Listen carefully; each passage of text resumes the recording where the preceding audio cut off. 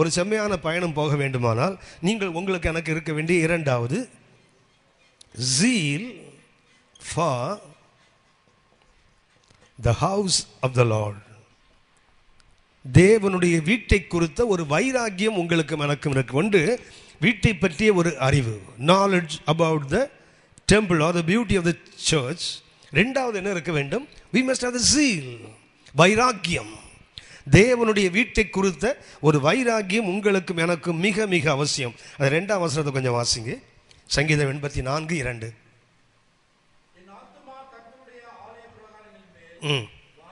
வாஞ்சையும் தவனமா இருக்கிறது, என் இருதயமும் என் மாம்சமும். இந்த வாஞ்சைக்கு அவர் 3 வார்த்தை பயன்படுத்துகிறார். கர்த்தருடைய வீட்டை குறித்த வைராக்கியத்துக்கு அவர் பயன்படுத்துகின்ற 3 வார்த்தை. ஒன்று வாஞ்சை, இரண்டாவது தவனம், மூன்றாவது சத்தமிடுதல்.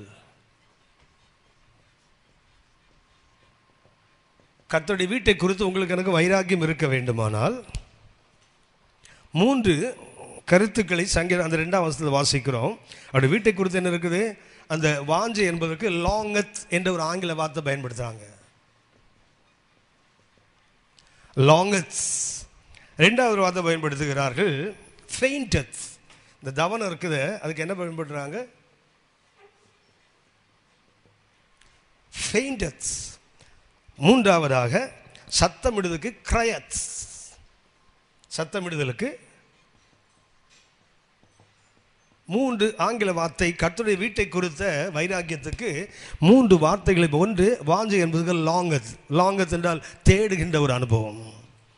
தவனம் என்றால் ஃபெயிண்டத் என்றால் யாரை மயங்கி விழுற மாதிரி அனுபவம். கர்த்தருடைய வீட்டை குறித்து நினைப்பு வந்தால் நான் அப்படியே ஐயோ அந்த வீடு இப்படி இருக்குது அப்படி இருக்குது என்ன பண்ணோம்? மயங்கி விழுகின்ற ஃபெயிண்டத். ஃபெயிண்ட் உங்களுக்கு தெரியும், மயக்கம் போட்டு விழுறது. 3வது சத்தமிடுதல் என்றால் கிரயத். இதற்கு பயன்படுத்துகிற 3 எபிரேய வார்த்தையை நான் உங்களுக்கு சுட்டி காட்டுகிறேன். வாஞ்சை என்பதற்கு காசாப். இந்த வாஞ்சை ஆங்கிலத்தில் லாங்கத் என்ற வார்த்தையை பயன்படுத்துகிறாங்க. ஆனால் எபிரேய மொழியில் அதுக்கு பயன்படுத்துகின்ற வார்த்தை காசாப். காசாப் என்றால் டு பிகம் பேல். பேல் என்றால் முகலாம் வளரி போகிறதுன்னு அர்த்தம். இந்த வாஞ்சையில் என்ன ஆகுதா? அந்த வாஞ்சை என்பதற்கு பயன்படுத்துகின்ற ஆங்கிலத்தில் லாங்கத், ஆனால் அதுக்கு பயன்படுத்துகின்ற எபிரேய வார்த்தை காசாஃப். இந்த காசாஃப் என்ற வார்த்தையின் அர்த்தம் என்ன? டு பிகம் பேல், PALE. பேல் என்றால் முகலாம் விளறி போகிறது. முகமெல்லாம் விளறி போயிடுது இல்லையா, முகம் வெள்ளையாயிடுதுன்னு சொல்கிறாங்களே, அதே போல் அனுபவம் தான் இந்த வாஞ்சை என்பது. இன்னும் சொல்ல போனால் மோஸ்ட் இன்டென்சிவ்லி, அது தீவிரமான ஒரு ஆர்வம். இந்த வாஞ்சை என்பது நம்ம சாதாரணமாக சொல்லுகிறோம் வாஞ்சை. ஆனால் அந்த வாஞ்சைக்கு அவர் அந்த ஜீலுக்கு அவர் பயன்படுத்துகின்ற 3 வார்த்தைகள். ஒன்று என்ன? My soul லாங்கத்ஸ். என் ஆன்மா என்ன செய்யுது?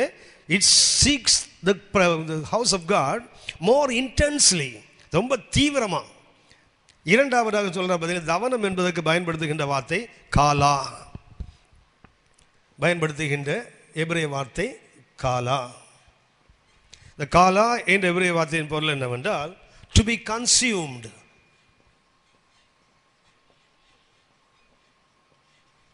கன்சியூம்டு என்றால் பற்றி எரிவது என்ற அர்த்தம். அதாவது ஒரு நெருப்பு பிடிச்சா எப்படி சாம்பலாக போயிடுறானோ, தவனம் என்பதற்கு ஃபெயிண்டத் என்ற ஆங்கிலத்தில், அதாவது மயக்கம் போட்டு விடுற மாதிரி. ஆனால் அதுக்கு பயன்படுத்துகின்ற எபிரேய வார்த்தையின் பொருள் என்ன? To be consumed. அதாவது எப்படி ஒரு நெருப்புகளை ஒரு பேப்பரை போட்டால் பஸ்குன்னு காணாமல் போயிடுதோ, தேவனுடைய வீட்டை குறித்த வைராக்கியம் என்ன பண்ணணும்னு சொன்னால் உங்களை என்னையும் பற்றி எரிக்க வேண்டும். சங்கீதம் 69:9 இயேசுவை குறித்து வாசிக்கிறோமே. சங்கீதம் 69:9 ஒரு வீட்டை குறித்த வைராக்கியம் என்னை பட்சித்தது. அந்த வார்த்தை தான் காலா என்றால். அந்த ஃபெயிண்டத் என்பதற்கு, தவனம் என்பதற்கு பயன்படுத்துகின்ற எபிரேய வார்த்தை காலா. காலா என்றால் அர்த்தம் என்ன? To be consumed. கர்த்தருடைய வீட்டை குறித்து வைராக்கியம் என்ன பண்ணுவோம்? நம்ம எரித்தால் மிச்சம் மீது ஒன்று இருக்கு, வெறும் சாம்பல் தான் கிடக்கணும். 3வதாக சத்தமிடுதல் போட்டிருக்குது, அதுக்கு பயன்படுத்த வார்த்தை ரானான்.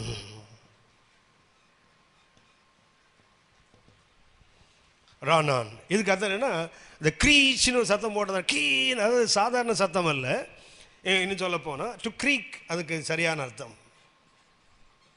இந்த சின்ன பிள்ளைங்க க்ரீச்னு ஒரு சத்தம் போடுறீங்களா, அப்படி போடுதான். கர்த்தருடைய ஆலயத்தை பற்றி எப்படி சத்தம் போடுறான்னா, சின்ன பசங்க சத்தம் போடுற மாதிரி கீச். அதுக்கு அர்த்தம் என்ன சொன்னால், சிங் ஃபார் ஜாய். இதுக்கு சரியான ரானான் என்ற வார்த்தையின் பொருள் என்ன? Singh for Joy. அதாவது சந்தோஷம் உச்சரிப்பு என்ன பண்ணுறது, க்ரீன்னு கத்துறது காரணம் தெரியுங்களா, சந்தோஷத்தை எப்படி எக்ஸ்பிரஸ் பண்ணுறது தெரில. இதுக்கு சரியான அர்த்தம் சிங் ஃபார் ஜாய். சந்தோஷத்தின் மிகுதியினால ஓன்னு கத்துறான அந்த சத்தம். கர்த்தருடைய வீட்டை குறித்து உங்களுக்கு எனக்கு இந்த மாதிரி என்னைக்காவது வந்திருக்குதா?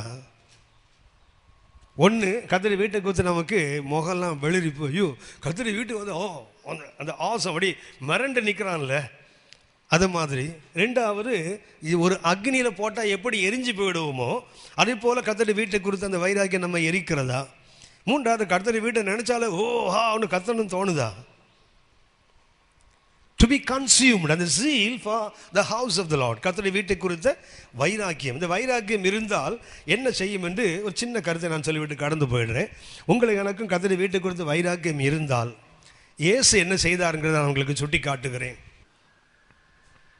லூக்கா 2ஆம் அதிகாரம் 43ஆம் வசனம் வாசிங்க. பண்டிகை நாட்கள் முடிந்து வீட்டை குறித்து அவருக்கு வைராக்கியம் எத்தனை வயசில்? 12 வயசில். அவருக்கு என்ன வைராக்கியம் இருக்குது? இனிமேலாம் நான் ஆசிரியத்தில் இருக்க வேண்டிய ஆள் இல்லை, நான் எங்கே இருக்கணும்? கர்த்தருடைய வீட்டில் இருக்கணும். வீட்டை குறித்த வைராக்கியம் இயேசுவை பற்றி இருக்கிறது. சங்கீதம் 69 வாசித்தோம். யோவான் 2:17 அந்த வசனத்தை ரிப்பீட் பண்ணுறாங்க. சீஷைகள் பின்னாடி நினைவு கூர்ந்தார்களாம். ஒரு வீட்டை குறித்த வைராக்கியம் என்னை பட்சித்து என்று எழுதியிருப்பதை அவர்கள் நினைவு கூர்ந்தார்கள் போட்டிருக்கோம் யோவான் 2:17. அப்படின்னா இயேசுவுக்கு அந்த தேவனுடைய வீட்டை குறித்த வைராக்கியம் இருந்ததுனால அவருக்கு என்ன தோணுச்சு தெரியுங்களா? இனிமேல் நான் இருக்க வேண்டியது எங்கே இல்லை? என்னுடைய வீட்டில் இல்லை, கர்த்தருடைய வீட்டில். எப்போனா அது ஏஜ் ஆஃப் 12. இயேசுவோட வாழ்க்கையில் அவருடைய வைராக்கியத்தின் முதல் படி என்ன தெரியுங்களா? He choose to be in the house of the lord. தேவனுடைய வீட்டிலே இருப்பதை அவர் தன்னுடைய சொந்த வீட்டில் இருப்பதை விரும்பாமல் எங்கே விரும்புகிறார்?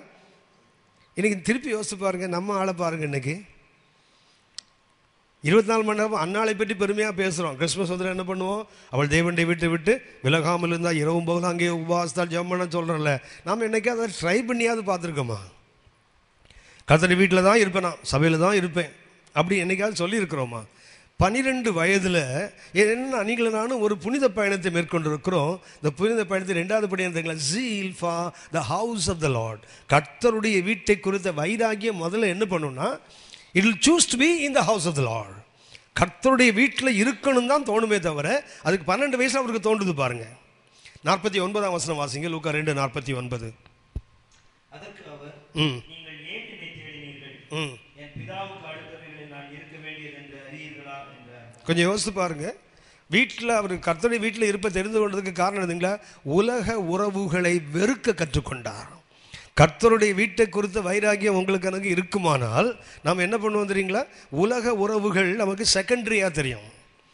தாயின் தகப்பன் என்ன பண்ணுறாங்க? பரிதபித்து கொண்டு வராங்க. 47ஆம் வசனம் கொஞ்சம் வாசிங்க. 47ஆம் வசனம்.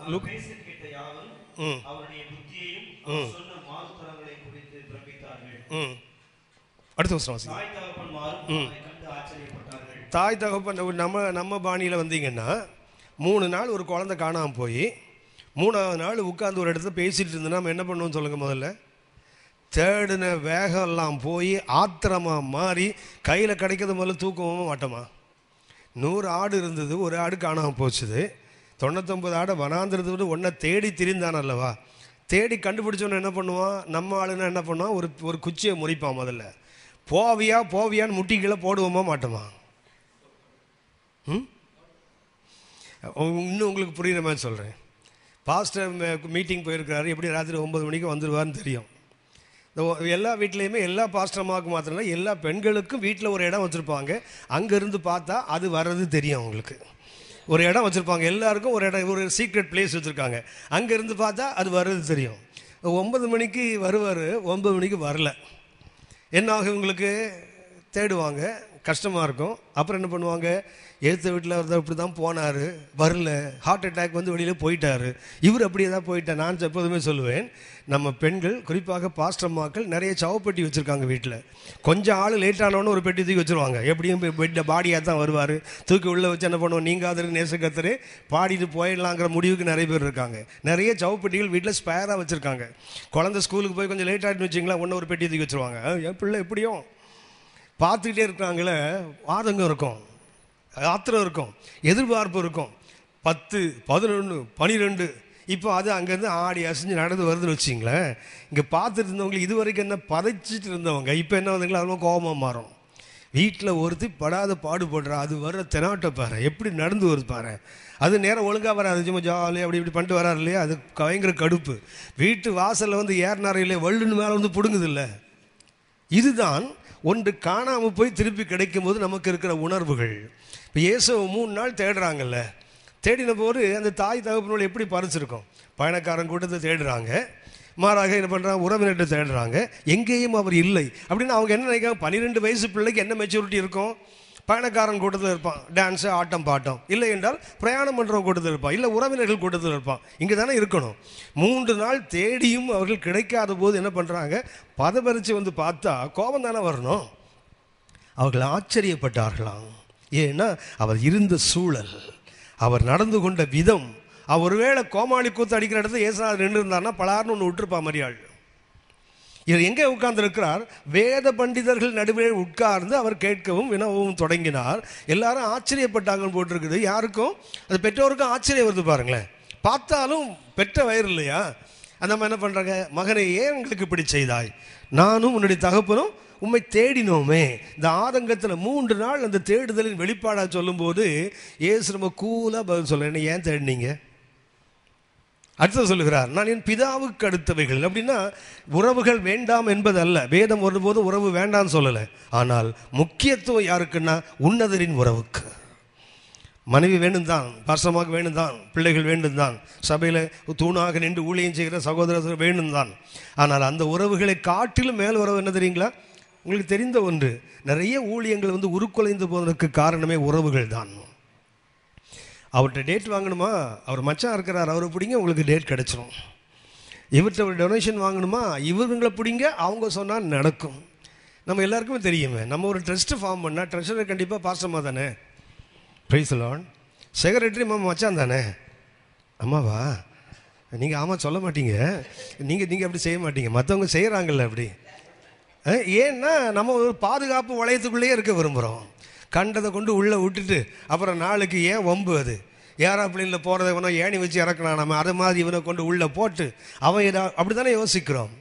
அப்படின்னு நமக்கு எந்த உறவுகள், நான் எப்போதுமே சொல்லுவேன், என்னுடைய அண்ணன் இந்த பக்கத்தில் என்னுடைய சபையில் உள்ள ஒரு சகோதரன், நான் இவர் என்ன பண்ணுறேன் அண்ணன்றேன், அவரை தம்பின்றேன்.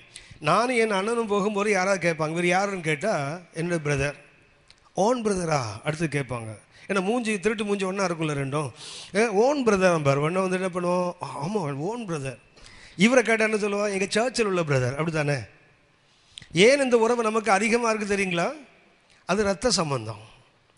இதுவும் இரத்த சம்பந்தம் தானே, அது கள்ள ரத்தம், இது பரிசுத்த ரத்தம் இல்லை. இந்த கள்ள சொந்தத்துக்கு இவ்வளோ உரிமை பாராட்டுறோம், எங்கள் அண்ணன், எங்கள் அக்கா, என் தங்க, யூ மச்சான் அப்படின்றாங்கள நிறைய. ஏன் ரத்தம், அது கெட்ட ரத்தம், இது நல்ல ரத்தமாச்சே, இதுதானே அதிக முக்கியத்துவம் கொடுக்கணும். நம்மளால் கொடுக்க முடியலையே. புனித பயணத்தை மேற்கொண்டுகிற நீங்கள் நானும் செவ்வையான வழியில் நடக்கிறோம் என்றால், ரெண்டாவது என்ன இருக்குதுங்களா, zeal for the house of the Lord, கர்த்தருடைய வீட்டை குறித்த ஒரு வைராகியம் என்ன பண்ணும் தெரியுங்களா, உறவுகள் வேண்டாம் என்பதில்லை, உறவுகளை கொஞ்சம் ஒதுக்கி வைக்கும். நல்ல கவனித்துக் கொள்ளுங்க. ஊழியத்தில் இருக்கிற நீங்களும் நானும் ஊழியத்தில் இருக்கும்போது ஒரு திருமணம் இல்லை ஒரு மரணம் இல்லை ஏதோ ஒரு நிகழ்ச்சிக்கு சொந்தத்துங்களுக்குள்ளே போகிறோம் இல்லையா, போகிறோம் தானே. போகும்போது ஜெபிக்கிறீங்களான்னு பாருங்கள், உபவாசம் பண்ணுறீங்களான்னு பாருங்கள், பைபிள் படிக்கிறீங்கன்னு பாருங்கள், எல்லாம் 0வில் வந்துடும். ஒரு 4 நாள் அவங்க கூட சுற்றுனீங்கன்னு என்ன எடுத்துறீங்களா, உங்கள்ட்ட இருக்க ஆவியே போய் ரட்சிக்கப்பட்டோமோன்னு ஒரு சந்தேகத்துக்கு வந்துடுவோம். அதே 4 நாள் கர்த்தருடைய பிள்ளையோடு சுற்றி பாருங்கள், இன்னும் ஒருபடி வளர்ந்துருப்பீங்க, இன்னும் ஒருபடி உன்னதத்தை நோக்கி நெருங்கி போயிருப்போம். அப்படி அதனால இயேசு என்ன பண்ணுறாரு, தாய் தகப்பன் வேண்டாம் என்பது அல்ல. ஒரு பிறந்த தியாகி யோசேப்பு, ஒரு பெரிய அர்ப்பணிப்புள்ளவள் மரியாள். இவங்க 2 பேரையும் விட அவருக்கு எது உயர்வாக தெரிகிறது? பெற்றீங்க, வளர்த்தீங்க, பாதுகாத்தீங்க, சாப்பாடு போட்டீங்க, எல்லாம் உண்மைதான். ஆனால் உன் கருவில் வைத்தது என் தகப்பன் அல்லவா, என்னை அவர் சித்தத்தின்படி உலகத்துக்கு அனுப்பினது அவர் அல்லவா. அப்படின்னா நம்முடைய உறவு இன்னைக்கு நம்ம எதுக்கு முக்கியத்துவம் கொடுக்குறோம்? தேவனுடைய வீட்டை குறித்து உங்களுக்கு எனக்கும் பக்தி வைராக்கியம் இருந்தால் நம்முடைய உலக உறவுகள் 2ஆம் தரமாக தோன்றும். ஊழியர்கள் எல்லாருக்குமே ஒரு சோதனை உண்டு. சொந்த குடும்பத்தை நடத்தாமல் தேவனுடைய சபை எப்படி நடத்துவான்னு கேட்டிருக்குது. சொந்த குடும்பத்தை நடத்த வேண்டும், ஆனால் அதுக்காக சபையை நடத்தணும்னா சொந்த குடும்பத்தை காட்டிலும் இது வேண்டாம் என்பதல்ல, இதை காட்டிலும் அதிகம் யாருன்னு சொன்னால் ஆவிக்குரிய உறவுகள் தான். ஆனால் இன்றைக்கு ஆவிக்குரிய உறவுகளை நாம் 2ஆம் தரமாகத்தான் வைக்கிறோம். உலக உறவுகள் தானே முன்னாடி நிற்குது. யோசித்து பாருங்க, சபையில் ஒரு விசுவாசி ஒரு இல்லாதவன் வச்சுங்களேன், அவன் பொண்ணுக்கு திருமணம் வந்தால் ஒரு 500 ரூபா கொடுப்போம். அதுவே என்னுடைய அண்ணன் பொண்ணுக்கு திருமணம் 50,000 ரூபா கொடுக்குறான்ல, ஆமாவா? எனக்கு ஒரு தங்கச்சி இருக்கான்னு வச்சிங்களேன், எந்த கூட்டத்துக்கு போனாலும் எந்த பைபிள் ஸ்டடிக்கு போனாலும் என் கண்ணு எங்கே தான் இருக்கும்? பையன் அது கொஞ்சம் திறமையாக நிற்கிறானான்னு பார்க்கணும். மெதுவாக அப்படி வளைச்சி போட்டணும்ல, தோணுதா தோணலையா? ஆனால் சபையில் எத்தனை பிள்ளைகள் இருக்காத மாதிரி என்னைக்காவது நமக்கு அந்த புத்தி எங்கேயா பார்த்த உடனே இந்த பையன் நம்ம சபையில் அந்த பொண்ணுக்கு சரியாக இருக்கும் எத்தனை முறை யோசிச்சோன்னு செயல்படுத்த மாட்டோம்ல. ஏனென்றால் நமக்கு இந்த உறவு தான் அதிகமாக தெரியுதே தவிர இந்த உறவுகள் அல்ல. கொஞ்சம் பரிதாபத்துக்குரியது. ஒரு செம்மையான வழியில் நீங்கள்லாம் நடக்க வேண்டுமானால் மிக மிக அவசியம் என்ன? இயேசு உறவுகளை உதறினார். உதறினது மாத்திரமல்ல, 2வது தேவனுடைய ஆலயத்தை சுத்திகரித்தார்ல. யோவான் 2:15 கொஞ்சம் வாசிங்க. யோவான் 2:15 முதல் 17 வரை வாசிங்க. கயிற்றினால் ஒரு சவுக்கை உண்டு பண்ணி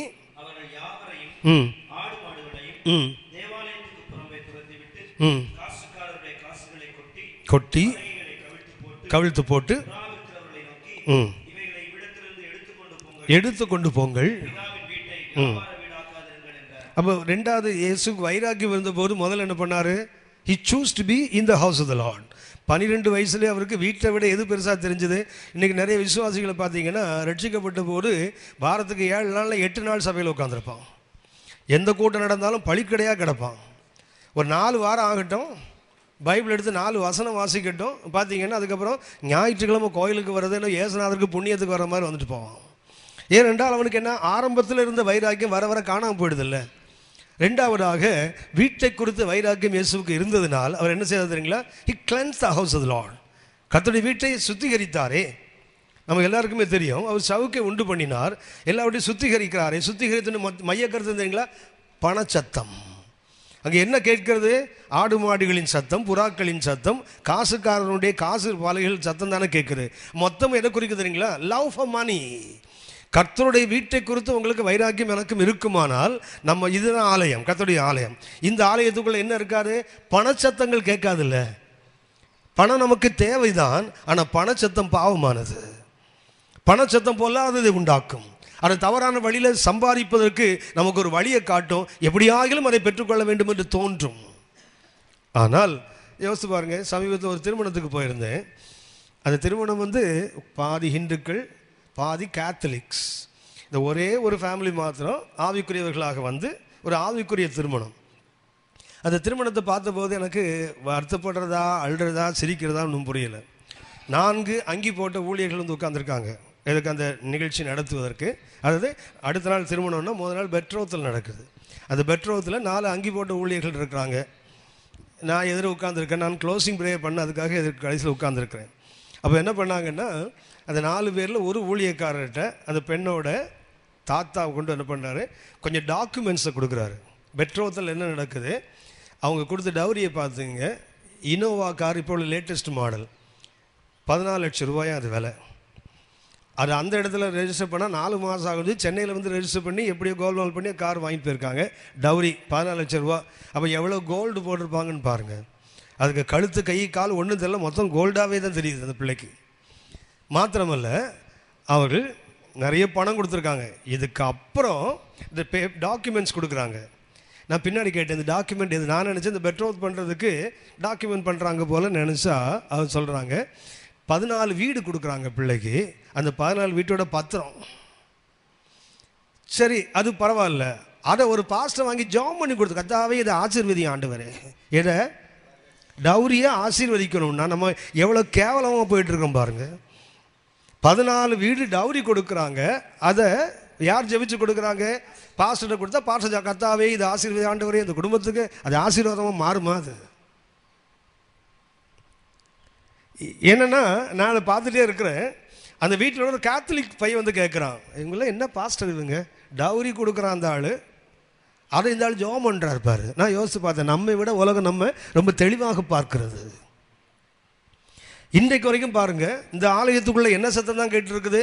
லவ் ஆஃப் மணி, பணச்சந்தம் தானே கேட்டுட்டு இருக்குது. பணத்துக்காக நம்ம எப்படிப்பட்டவனா ஊழியத்தை விற்கவும் நம்ம ஆயத்தமாக இருக்கிறோமே. சத்தியத்தை வாங்கு, சத்தியத்தை விற்காது என்றால் அர்த்தம் என்ன? எதை கொடுத்தும் சத்தியத்தை வாங்கு, எதற்காகவும் சத்தியத்தை விற்காதுன்னு அர்த்தம். சத்தியத்தை வாங்குவதற்காக எதையும் கொடுக்கலாம், ஆனால் சத்தியத்துக்காக என்ன எதற்காகவும் சத்தியத்தை விற்றுவிடக்கூடாது. கர்த்தருடைய வீட்டை குறித்து உங்களுக்கு எனக்கு வைராக்கியம் இருக்குமா? 2வது என்ன செய்யும்? சுத்திகரிக்கும். 1 உறவுகளை உதரும், 2வது சுத்திகரிக்கும்.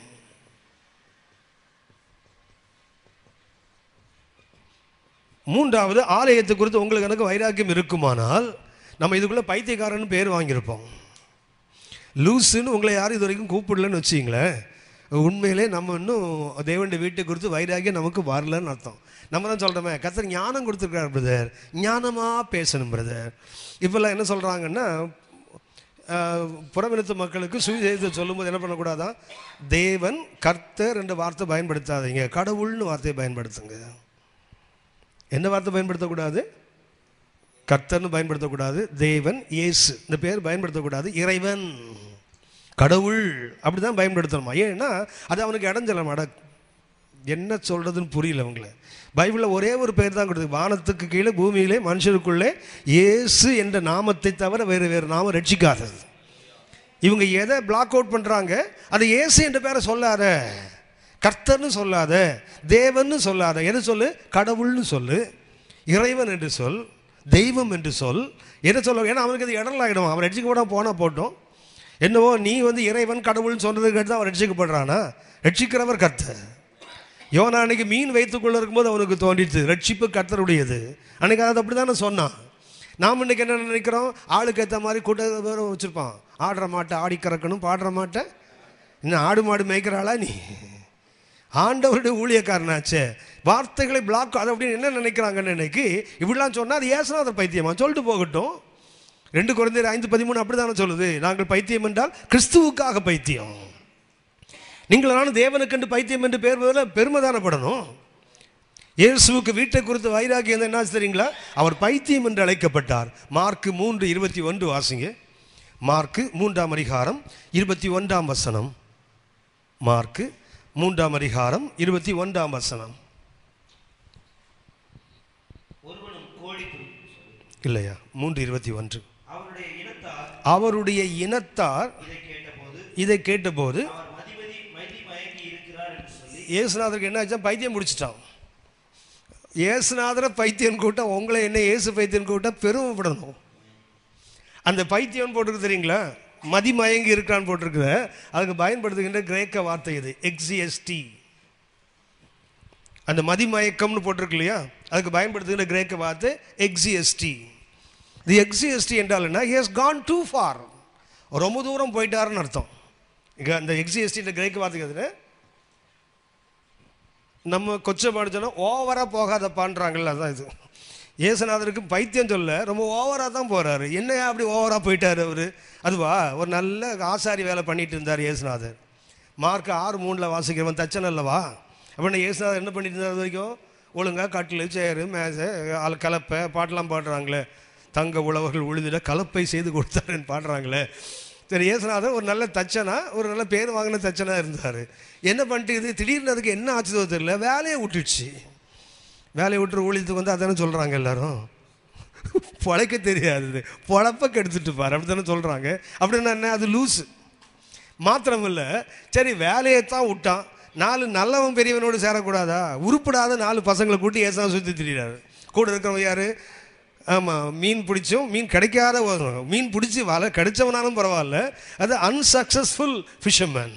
அடுத்து இவன் யார்? டேக்ஸ் கலெக்ட் பண்ணுறேன். அட பாவி, இவனா நல்லவன் பெரியவனோடு சுற்றினா பரவாயில்ல, 4 போக்கிரிங்களோடு 4 உருப்படாதவனோடு இயேசு சுற்றுறாரு. 3வது மிக பொல்லாதது என்னென்னா, வேதபாரகன் பரிசேயரை இயேசுநாதர் எதுக்குறாரு.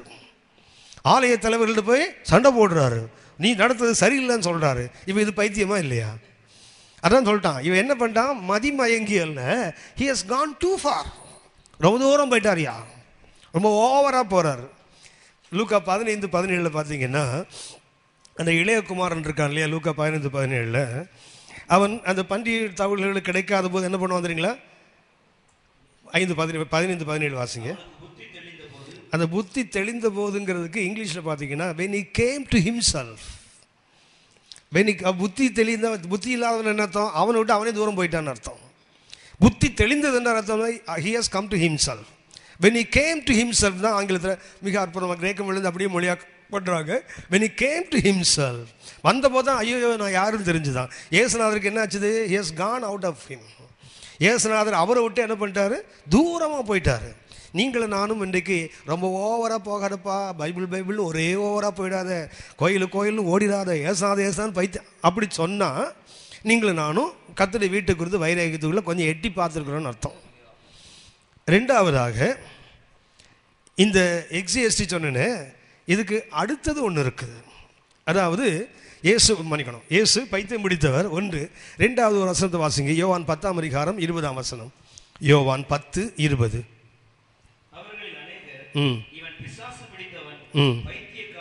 முதல்ல இயேசுவை பைத்தியம் சொன்னது வீட்டில் உள்ளவனுங்க, இப்போ ஊரில் உள்ளவங்களாம் சொல்கிறான். யார்? யூதர்கள் சொல்கிறாங்க. இது யார்? அவனாவது மதிமயங்கிருக்கான் சொன்னா கூட பிசாசு பிடிச்சவன் சேர்த்துக்கிட்டானுங்க ஆளுங்க. 1 கொரிந்தியர் 1:23 வாசித்து பார்த்தீங்கன்னா, சிலுவை பற்றிய உபதேசம் கெட்டு போகிறவர்களுக்கு இல்லைங்க, யூதனுக்கு இடரல், கிரேக்கனுக்கு வாசி. 23 வசனம் வாசிங்க.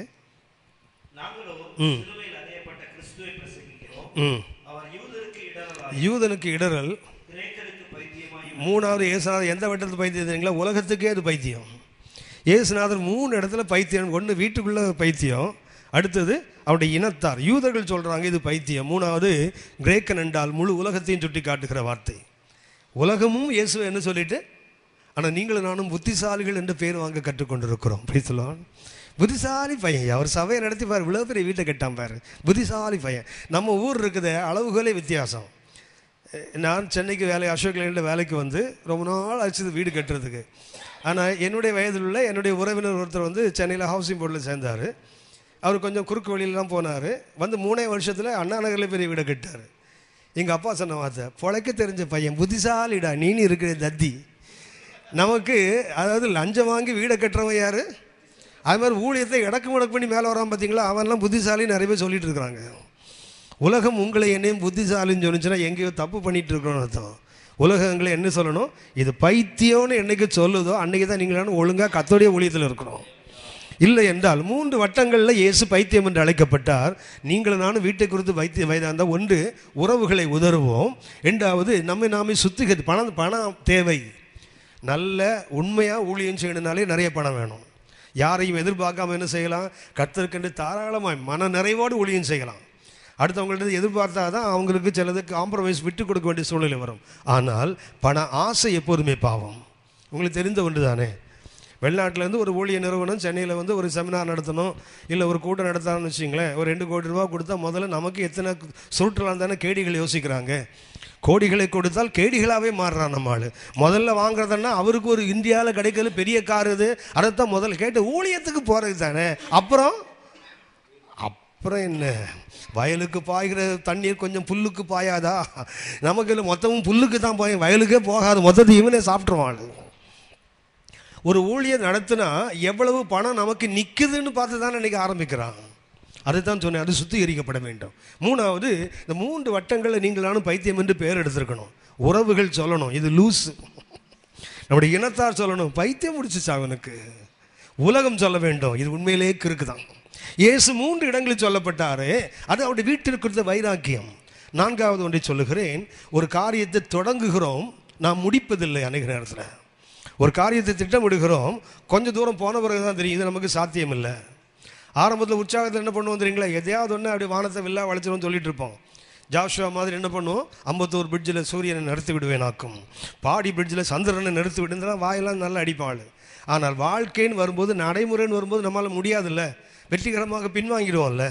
ஆனால் வீட்டை குறித்து வைராக்கியம் இருந்தால் நோ டேர்னிங் பேக். லூக்கா 12ஆம் அதிகாரம் 50ஆம் வசனம் வாசிங்க.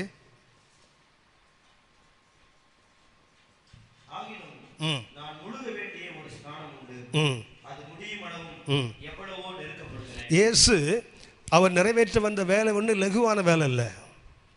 நான் முழுக வேண்டிய ஒரு ஸ்நானம் உண்டு, அது நிறைவேறும் அளவும் நான் எவ்வளவோ இயேசு நெருக்கத்தில் தான் வாழ்ந்தார். அவங்களுக்கு தெரியும், அவர் உலகத்தில் வரும்போதே பேசிட்டு வந்தார். நம்மலாம் உலகத்தில் வந்தபோது கேன்னு கத்திட்டு வந்தோம் இல்லையா, நம்மலாம் அழுது கொண்டு வந்தோம். இயேசுநாதர் அழுதுட்டு வரல, பேசிகிட்டே வந்தார். ஆமாம் தானே? இயேசு உலகத்தில் வரும்போது நம்மள மாதிரி கேன்னு கத்திட்டு வந்திருப்பாரா? பைபிள் ஸ்கூலில் ஒரு முறை பசங்கள்ட்ட கேட்டால், கத்தருக்கு எத்தனை கண்ணுன்னா 2ன்னு அடித்து சொல்கிறோம். என்ன கேட்டால், நமக்கு 2 தானே இருக்குது, நம்ம அவர் சாயல் தான் நம்மளை படித்தார், அப்போ அவருக்கும் 2 தான் இருக்கணும். நான் சொன்னேன் இல்லை, அவருக்கு 7 கண்ணுன்னு போட்டிருக்குது. உடனே ஒருத்தர் இன்ஸ்டன்டேனியஸாக கேட்டான், எப்படி கண்ணாடி போடுவார்னு கேட்டான். ஏன்னா இங்கே 3 கண்ணு இங்கே 3 கண்ணு தான், நடுவில் மூக்கு இருக்கும், ஈஸியாக போட்டுடலாம். 7 கண்ணு இருந்தால் நான் 7வது நம்ம 3.5 கண்ணுலலாம் மாட்டும் கண்ணாடி. நம்ம ஆளுக்கு பயங்கர நக்கல் இதிலெல்லாம்.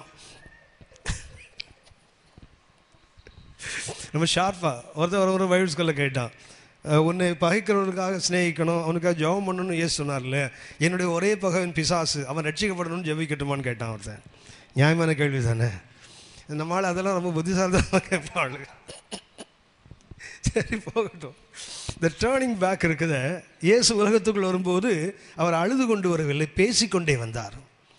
எபிரேயர் 10ஆம் அதிகாரம் 5 முதல் 7 வசனங்களை பார்த்தீங்கன்னா, அவர் உலகத்தில் பிரவேசிக்கும் போது பலியையும் காணிக்கையும் நீர் விரும்பாமல் எனக்கு ஒரு சரீரத்தை ஆயத்தம் பண்ணினே. தேவனே, பாவ நிவாரண பலிகளும் குற்ற நிவாரண பலிகளும் உமக்கு பிரியமல்லவென்று சொன்னீர். இதோ உமது சித்தத்தின்படி செய்ய வருகிறேன், என்னை குறித்து புஸ்தக சுருளில் எழுதியிருக்கிறதே. அப்போ இயேசு உலகத்துக்குள்ள வருவால், he entered into the world, he don't cried, ஊன்னு குழந்தை மாதிரி கத்தலை. he was talking with the Father. பிதாவோடு சங்கீதம் 40 6 முதல் 8 வரை பேசிட்டு வர்றாரு. எபிரேயர் 10 5 முதல் 7 வரை உள்ளது. சங்கீதம் 40 6 முதல் 8 வசனங்கள். அந்த வசனத்தை தான் இயேசு வரும்போது அவரை குறித்து எழுதி இருக்கிறது, அதை அவர் சொல்லிக்கொண்டே வருகிறார். வாசிங்களேன், சங்கீதம் 40 6 முதல் 8 வரை.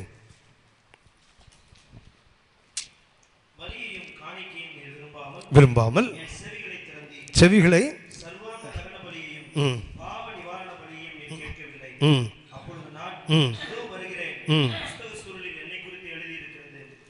இயேசு இயேசுவை பற்றி முன்னாடி எழுதப்பட்ட ஒன்று. இது இயேசு திரும்ப சொல்லும்போது இவரே 10:5 பார்த்தீங்கன்னா ஒரு சின்ன மாற்றம் இருக்கும். இங்கே சங்கீதம் 40:6 பார்த்தீங்கன்னா என் செவிகளை திறந்தீன்னு இருக்கும். ஆனால் அங்கே என்ன போட்டுருங்களா, எனக்கு ஒரு சரீரத்தை ஆயத்தம் பண்ணினேன்னு போட்டிருக்கோம். சங்கீதம் 40:6 என்ன போட்டிருக்குது, அவ பலியையும் காணிக்கையும் விரும்பாமல் எனக்கு என் செவிகளை திறந்தீர். ஆனால் எபிரேயர் 10:5 பார்த்தீங்கன்னா பலியையும் காணிக்கையும் விரும்பாமல் எனக்கு ஒரு சரீரத்தை, அப்படின்னா செவியை திறக்கிறதும் சரீரத்தை ஆயத்தம் பண்ணுறதும் ஒன்றா? புரியுதா உங்களுக்கு? சங்கீதம் 40:6 செவிகளை திறந்தீர், இங்கே என்ன போட்டிருக்குது, சரீரத்தை ஆயத்தம் பண்ணினீர். அப்போ அப்படியே தானே திருப்பி எடுத்து எழுதணும். ஏன் அது மாற்ற ஒன்று மொழி மாற்றத்தில் உள்ளது, அது எபிரேய மொழி, கிரேக்க மொழி, எழுதும்போது ஈக்குவலான வார்த்தைகள் இல்லை, ஆனால் கருத்து ஒன்று தான். செவியை திறந்தீர் என்றால் இதுக்கு உள்ள இல்லை, இந்த இடத்தை திறக்கிறது. You have pierced my ears. எபிரேய மொழியிலேருந்து ஆங்கிலத்தில் பார்த்தீங்கன்னா யூ ஹவ் பியர்ஸ்ட் மை, செவியை திறக்கலை, செவியில் ஓட்டை போட்டீங்க. யாருக்கு ஓட்டை போடுவாங்க? நிரந்தர அடிமைகளுக்கு. ஒருவன் 7 வருஷம் அடிமையாக இருந்து 7ஆம் வருஷம் விடுதலை பெறும்போது, விடுதலை பெற சம்மதியாமல் நான் என் எஜமானுக்கு தான் சொந்தம், எஜமானு இருப்பேன் என்று சொன்னால் அவன் அந்த ஊருடைய நியாயாதிபதியில் அழைத்து போக வேண்டும். அவன் வீட்டு வாசல் காலில் கொண்டு போய் என்ன செய்யணும், கம்பியை பழுக்க வச்சு காதை அந்த வாசல் காலோடு சேர்ந்து குத்தணும். அதை எடுத்து விட்டால் காதில் ஒரு பெரிய ஓட்டை இருக்கும். அந்த ஓட்டை எதை குறிக்கும் என்றால் அவன் எஜமானுக்கு நிரந்தர அடிமை. இயேசு சங்கீதம் 40:6 படி பார்த்தீங்கன்னா என் செவியை திறந்தீர் என்றால், ஆங்கிலத்தில் பாருங்கள், யூ ஹவ் பியர்ஸ்ட் மை இயர்ஸ்ன்னு இருக்கும். என் செவிகளை நீங்கள் என்ன பண்ணீங்க, ஓட்ட போட்டீங்க. அது கத்தம் என்ன, இயேசு தன்னை பிதாவுக்கு எப்படி ஒப்பு கொடுத்தார் என்றால் நிரந்தர அடிமையாக. ஆனால் பின்னாடி என்ன போட்டிருக்குது, செவியை திறக்க வேண்டாம், இப்போ என்ன திறந்தா போதும், உடலை ஆயத்தம் பண்ணினால். இப்போ ரெண்டுமே கீழ்ப்படிதல் தான். செவியை திறப்பதும் என்ன, நிரந்தர அடிமையாக தேவனுக்கு ஒப்பு கொடுப்பது. சரீரத்தை ஆயத்தம் பண்ணுவதற்கு, சிலுவையில் அறை சிதைக்கப்படுவதற்கு. அப்படின்னா கர்த்தர் செவிகளை திறந்தார் என்றால் இங்கே என்ன சொல்ல, உடலை ஆயத்தம் பண்ணினீர் என்றால் அது உடம்பு சிலுவையிலே சிதைக்கப்படுவதற்கு ஒப்பு கொடுக்கப்பட்ட கீழ்ப்படிதல் என்று அர்த்தம். சரி, போகட்டும். இயேசு உலகத்தில் வரும்போது என்ன பண்ணார்? பேசிகிட்டே வரார். அப்போ சிலுவை அவருக்கு எப்போ தொடங்குச்சு? எப்போ நித்தியத்தை விட்டு அவர் புறப்பட்டாரோ அப்போதே என்ன ஆரம்பிச்சு? He was bearing the cross. எப்போ அது முடியுது? சிலுவையில் தான் முடிகிறது. இயேசு அதை தான் சொல்லுகிறார், ஆகிலும் நான் முழுக வேண்டிய ஒரு ஸ்நானம் உண்டு, அது நிறைவேறும் அளவும் எவ்வளவோ. அப்படின்னா தேவனுடைய வீட்டை குறித்து பக்தி வைராக்கியம் என்றால் நாலாவது என்ன பண்ண தெரியுங்களா? ஒரு காரியத்தை கர்த்தருக்காக செய்ய தொடங்குகிறோம், தீர்மானிக்கிறோம், ஜெபிக்கிறோம், உபவாசிக்கிறோம், தேவ சத்தத்தை கேட்கிறோம். அதுக்கப்புறம் ஏன் டவுட் வரணும்? அப்புறம் ஏன் இது நம்மளால் முடியாது, நமக்கு மிஞ்சின ஒரு பாரம் அப்படி ஏன் போட்டுட்டு வரணும்? இயேசுவுக்கும் அந்த நிலை வந்தது. இது உமது சித்தம் தானா என்று சிலுவைக்கு முன்பாக கெத்செமனேயில் ஜெபித்தார்ல. வேறு ரத்தத்தின் பெருந்துளியாக விழும்பளவுக்கும் உலகத்துக்குள்ளே வரும்போது சிலுவைக்கு தான் வரேன்னு பேசிட்டு வர்றாரு. ஆனால் உலகத்தை முடிக்கும் போது என்ன பண்ணுறாரு? சிலுவையும் சித்தமும் ஒன்று தானான்னு வேறு ரத்தத்தின் பெருந்துளியாக விழணும்னு ஜெபிக்கிறாரு. அப்படியானால் இயேசுவுக்கு தடுமாற்றங்கள் இல்லை என்று சொல்ல முடியாது. இயேசு நெருக்க வந்து சொன்னார், எவ்வளவோ நெருக்கப்படுகிறேன், ஆனால் என்ன செய்யலை? இயேசு பின்வாங்கவில்லை. ஏசாயா 50ஆம் அதிகாரம் 4 முதல் 7 வரைக்கும் வாசித்து பார்த்தீங்கன்னா அவர் பின்வாங்கவில்லை என்று வேதம் சொல்லுகிறது. அப்படின்னா பின்வாங்கக்கூடிய சோதனை அவருக்கு இருந்தது. ஏசாயா 50 4 முதல் 7 வரை வாசிங்க. இளைப்படைந்தவனுக்கு சமயத்துக்கு வார்த்தை சொல்ல தந்தள்ளினார்.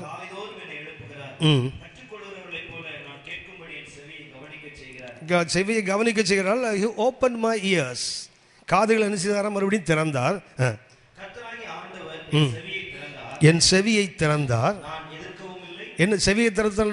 ஒபீடியன்ஸை குறிக்கிற வார்த்தை. செவியை திறத்தல் என்றால் அது கத்தம் என்ன? ஒரு நிரந்தர அடிமையை போல, நம்ம பாண்டியன் ஒரு கொத்தடிமையை போல ஒப்பு கொடுப்பது. அவர் சொல்லுகிறார், நான் என்ன செய்யலை?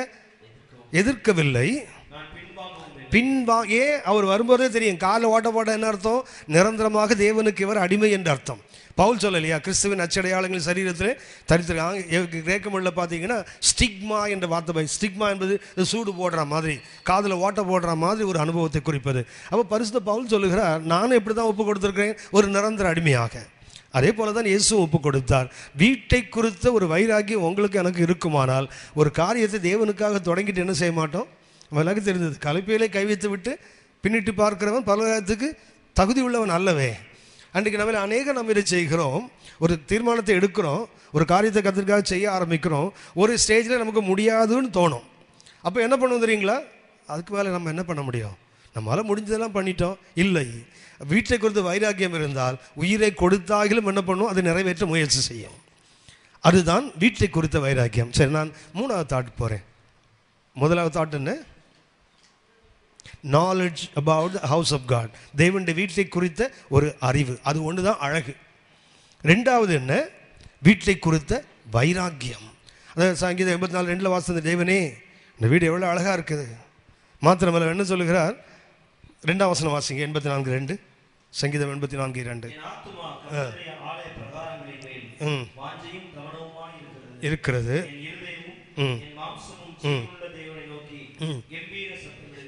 போதையா அப்படியானா 2வது தாட் என்ன? புனித பயணம் மேற்கொள்ளவனுக்கு 2வது அனுபவம் என்னவென்றால் வீட்டை குறித்த பக்தி வைராக்கியம். 3வது 3ஆம் வசனம் வாசிங்க. சங்கீதம் 84:3.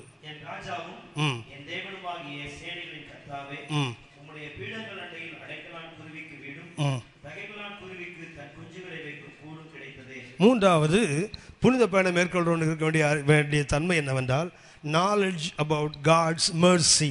கர்த்தருடைய இரக்கத்தை குறித்து ஒரு பெரிய அறிவு. நாலேஜ் அபவுட் காட்ஸ் மெர்சி, கர்த்தருடைய இரக்கத்தை குறித்த ஒரு தெளிவான அறிவு. என்ன தெளிவான அறிவு? 2ஆம் வசனத்தில் வாசித்தோம், அவருக்கு எதிர்மேல் தவனெல்லாம் இருந்தது தெரியுங்களா?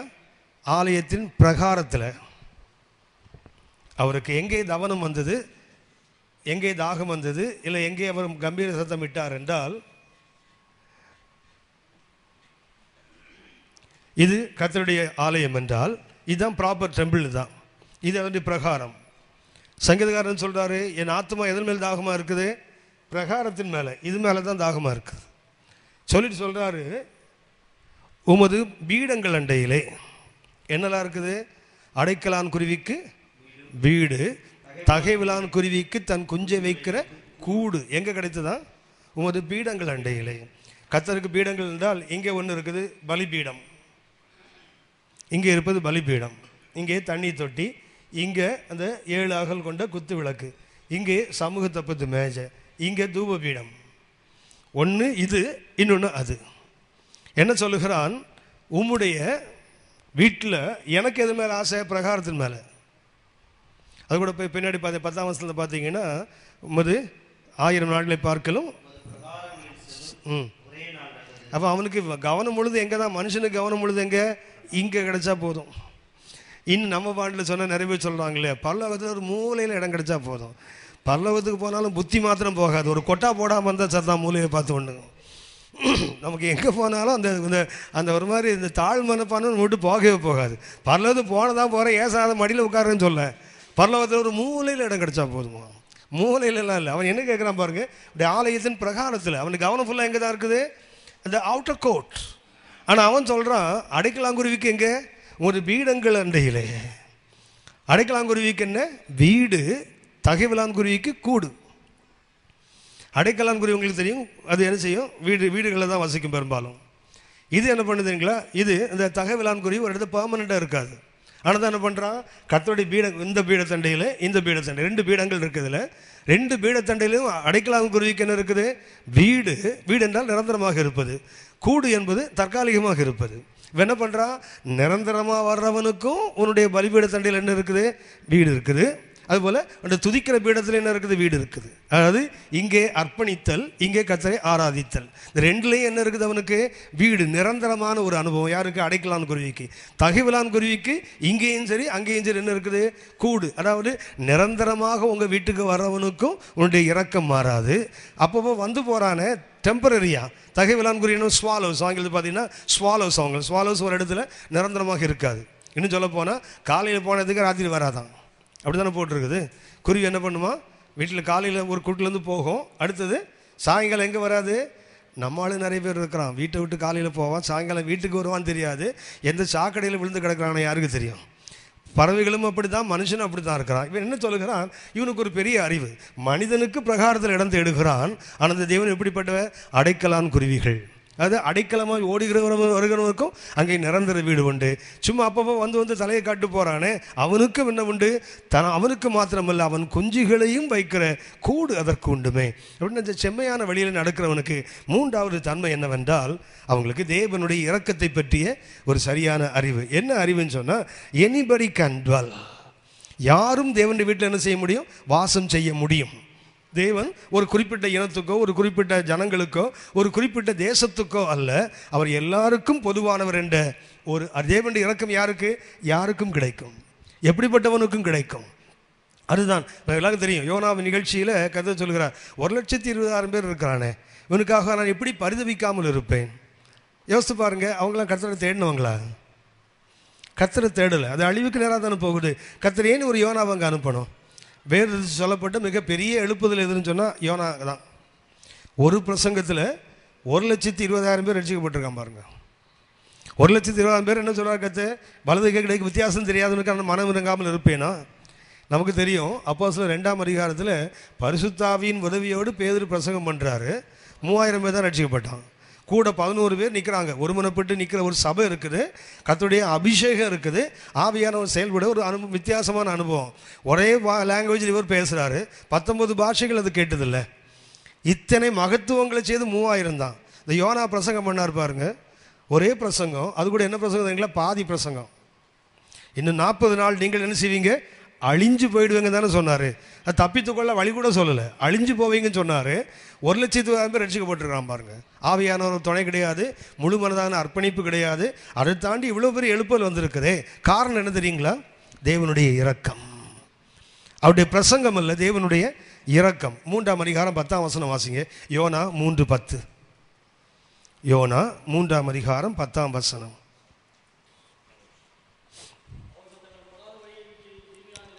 அவர்கள் தங்கள் பொல்லாத வழிகளை விட்டு திரும்பினார்கள் என்று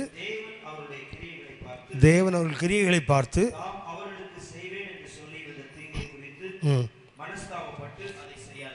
கர்த்தரும் மனம் மாறுவார். நம்ம எல்லாம் சொல்லிட்டு இருக்கோம், எண்ணாகமத்தை பேஸ் பண்ணி என்ன சொல்லிட்டு இருக்கோம், 24 அதிகாரத்தை பேஸ் பண்ணி என்ன சொல்கிறோம், அவர் மனம் மாற மனுபுத்திரன் அல்ல, சொல்லியும் செய்யாது, இப்படிலாம் வாசிக்கிறோம் இல்லையா. ஆனால் இங்கே போட்டிருக்குது கர்த்தர் மனம் மாறினார்னே போட்டிருக்கு. ஏனென்றால் அவருடைய கிரியைகள். அப்படி அந்த இரக்கம் யாருக்கு போகும்? யாருக்கும் போகும். அவருடைய இரக்கத்துக்கு என்ன கிடையாது, எல்லையும் கிடையாது, முடிவும் கிடையாது. இந்த அறிவு செம்மையான பயணத்தில் உள்ளவங்களுக்கு இருக்க வேண்டும். என்ன அறிவு? தேவனுடைய அந்த இரக்கம் யாருக்கும் கிடைக்கும், ஒரு தனிப்பட்ட கூட்டத்துக்கு அல்ல.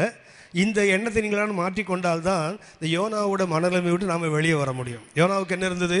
யூதர்கள் தவிர எபிரேயர்கள் தவிர வேறு யாரும் பரலோகம் போகக்கூடாது. உங்களுக்கு தெரியும், பால் யாங்கிச்சு அவருடைய ஊழியத்தின் ஆரம்ப காலத்தில் கர்த்தர் ஒரு முறை அவர்கிட்ட பேசினார்.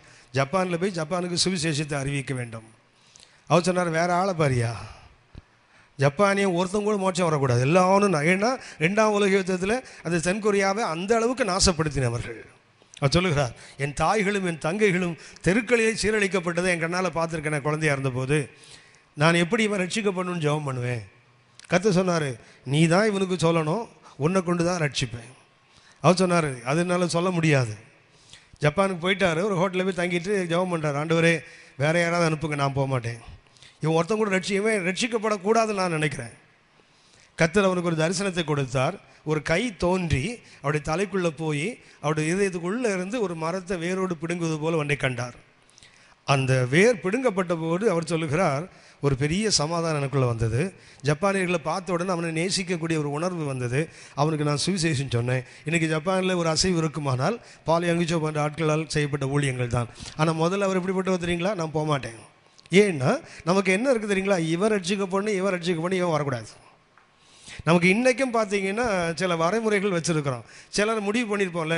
நான் நினைப்பேன், வலது பாக்கெட்டில் ஒரு பெரிய லிஸ்ட் வச்சுருப்போம், யார் இவெல்லாம் பரலோகம் வர்ற ஆள், அது வலது பக்கத்தில் வச்சுப்போம். இடது பக்கத்தில் யார், இவெல்லாம் நிச்சயமாக மோட்சம் வரவே மாட்டான். பரலோகத்துக்கு தப்பி தவறி நம்ம போயிட்டோம்னு வச்சிங்களேன், போன உடனே என்ன பண்ணுவோம், முதல்ல வலது பக்கம் லிஸ்ட்லாம் எடுத்து பார்ப்போம். இவர் வந்தாரா, பேரை கூப்பிட்டாலும் மூச்சு இருக்காது, ஆளை கூப்பிட்டாலும் மூச்சு இருக்காது. யார் யாரெல்லாம் வருவான்னு நினச்சோமோ அவன்லாம் இருக்க மாட்டான். எவெல்லாம் வரமாட்டான்னு இடது பக்கத்தில் வந்து அவெல்லாம் அங்கே இருந்தால் ஆச்சரியப்படுவதற்கு இல்லை. நாம் பாடுகிறோம், ஹெவன் இஸ் அ ஒண்டர்ஃபுல் பிளேஸ்ன்னு பாடுறானே. ஆனால் எனக்கு அதில் நம்பிக்கை இல்லை. ஆனால் heaven is a wonderful experience. அது அங்கே போனால் யார் யார் இருப்பான்னு இன்றைக்கி நம்ம சில ஊழியக்காரர் லிஸ்ட்டு வச்சுருப்போம், இதெல்லாம் தேரவே தேராது. ஒரு சிலரை வச்சுருப்போம், இவரெல்லாம் கண்டிப்பாக இருப்பார். பாட்டு பாடுவோம்ல, நீ அங்கே இருப்பாயோ, எல்லா சாவு வீட்லேயும் பாடுவோம், நீ அங்கே இருப்பாயோ, நீ அங்கே இருப்பாயோ, நீ அங்கே இருப்பாயோ சொல். என் அடுத்து நாம் அங்கே நாமளே சொல்லிப்போம், நான் அங்கே இருப்பேன், நானும் இப்படி பாட்டெலாம் பாடிட்டு இருக்கிறோம்ல. யோசித்து பாருங்கள், நம்மளே சொல்லிக்க வேண்டியதான். மோட்டத்துக்கு போயிடுவேன், பார்த்துருவேன், பத்தளம் போட்டு வீட்டில் நடந்துருவேன், எனக்குன்னு தனியாக ஒரு வீட்டை, எல்லாம் கதை தான். நிஜம் என்னைக்கு வருதோ அன்னைக்கு தான் உண்மை. ஏனென்றால் தேவனுடைய இறக்கண்டை உங்கள்கிட்ட எங்கிட்ட இல்லையே. ஒரு சில கூட்டம் ரட்சிக்கப்பட வேண்டும் என்றால் விரும்புகிறோம். ஆனால் ஒரு சிலருக்கு என்னவோ நம்ம பாக்கெட்டில் ரட்சிப்பு இருக்கிற மாதிரி அவன் சுவிசேஷம் கேட்காம இருந்தாலே நல்லது, அவன் சபைக்கு வராமல் இருந்தாலும். இன்னும் சொல்லப்போனால் சபையில் இடக்கு மடக்கு பண்ணிட்டு வெளியே போகிறான் தெரியுங்களா ஆளுங்க, மறக்காமல் ஜெபம் பண்ணுவோம், ஆண்டவரே அவன் கர்த்தருடைய சபையை விட்டு வெளியே போனதுனால அவன் கண்டிப்பாக நரகத்துக்கு தான் போகணும், ஆண்டவரே ஜெபம் பண்ணிகிட்டு இருப்போம்ல. ஒரு சில லிஸ்ட்டு வச்சுருக்கவங்கெல்லாம் மோட்சத்துக்கு வரவே கூடாதுன்னு நினைப்போம்ல. என்ன வேண்டும்? Knowledge about God's mercy. மனுஷன் பிரகாரத்தில் கிடப்பான், ஆனால் அடைக்கலாங்குருவி அவருடைய தூப பீடத்தில் உட்காந்துருக்கும். தகைவலாம்குருவி ஒரு கூட்டை வச்சுட்டாங்க, கூடு தானே, தற்காலிகம் தானே, தற்காலிகமானாலும் உட்கார்ந்துருப்பான். நாம் இன்றைக்கு நிறைய நேரத்தில் ஏமாந்து போக வாய்ப்பு உண்டு. 4ஆவதாக வேண்டி சொல்லுகிறேன், 4ஆம் வசனம் வாசிங்க. சங்கீதம் 84:4. உமது வீட்டில் வாசமாய் இருக்கிறவர்கள் பாக்கியவான்கள். 4ஆவது அப்ரிசியேஷன் ஃபார்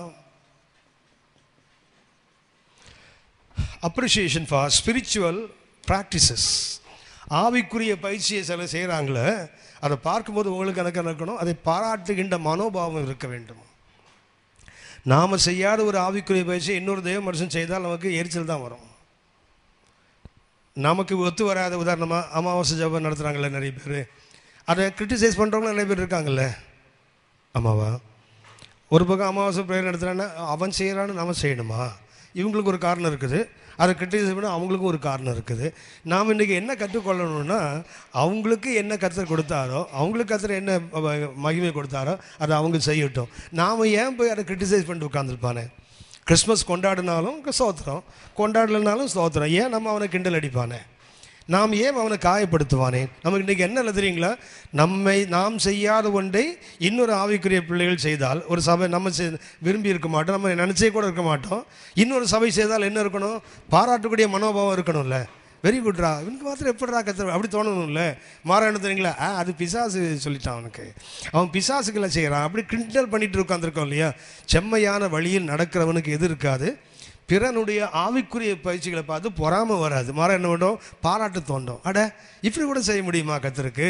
அட இப்படி கூட ஊழியத்தை ஒரு படி இருக்குதா? அப்படி பாராட்ட வேண்டுமே தவிர, நமக்கு இன்றைக்கி என்ன தெரியுங்களா?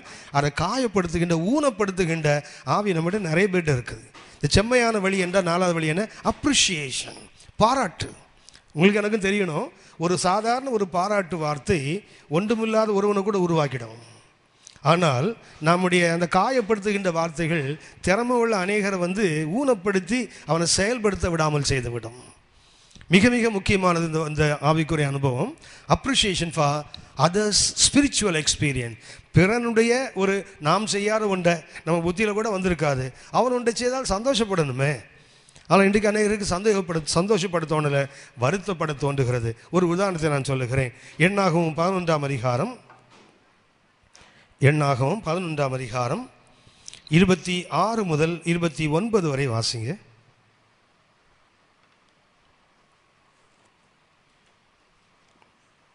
எண்ணாகமம் 11:26 முதல் 29 வரை.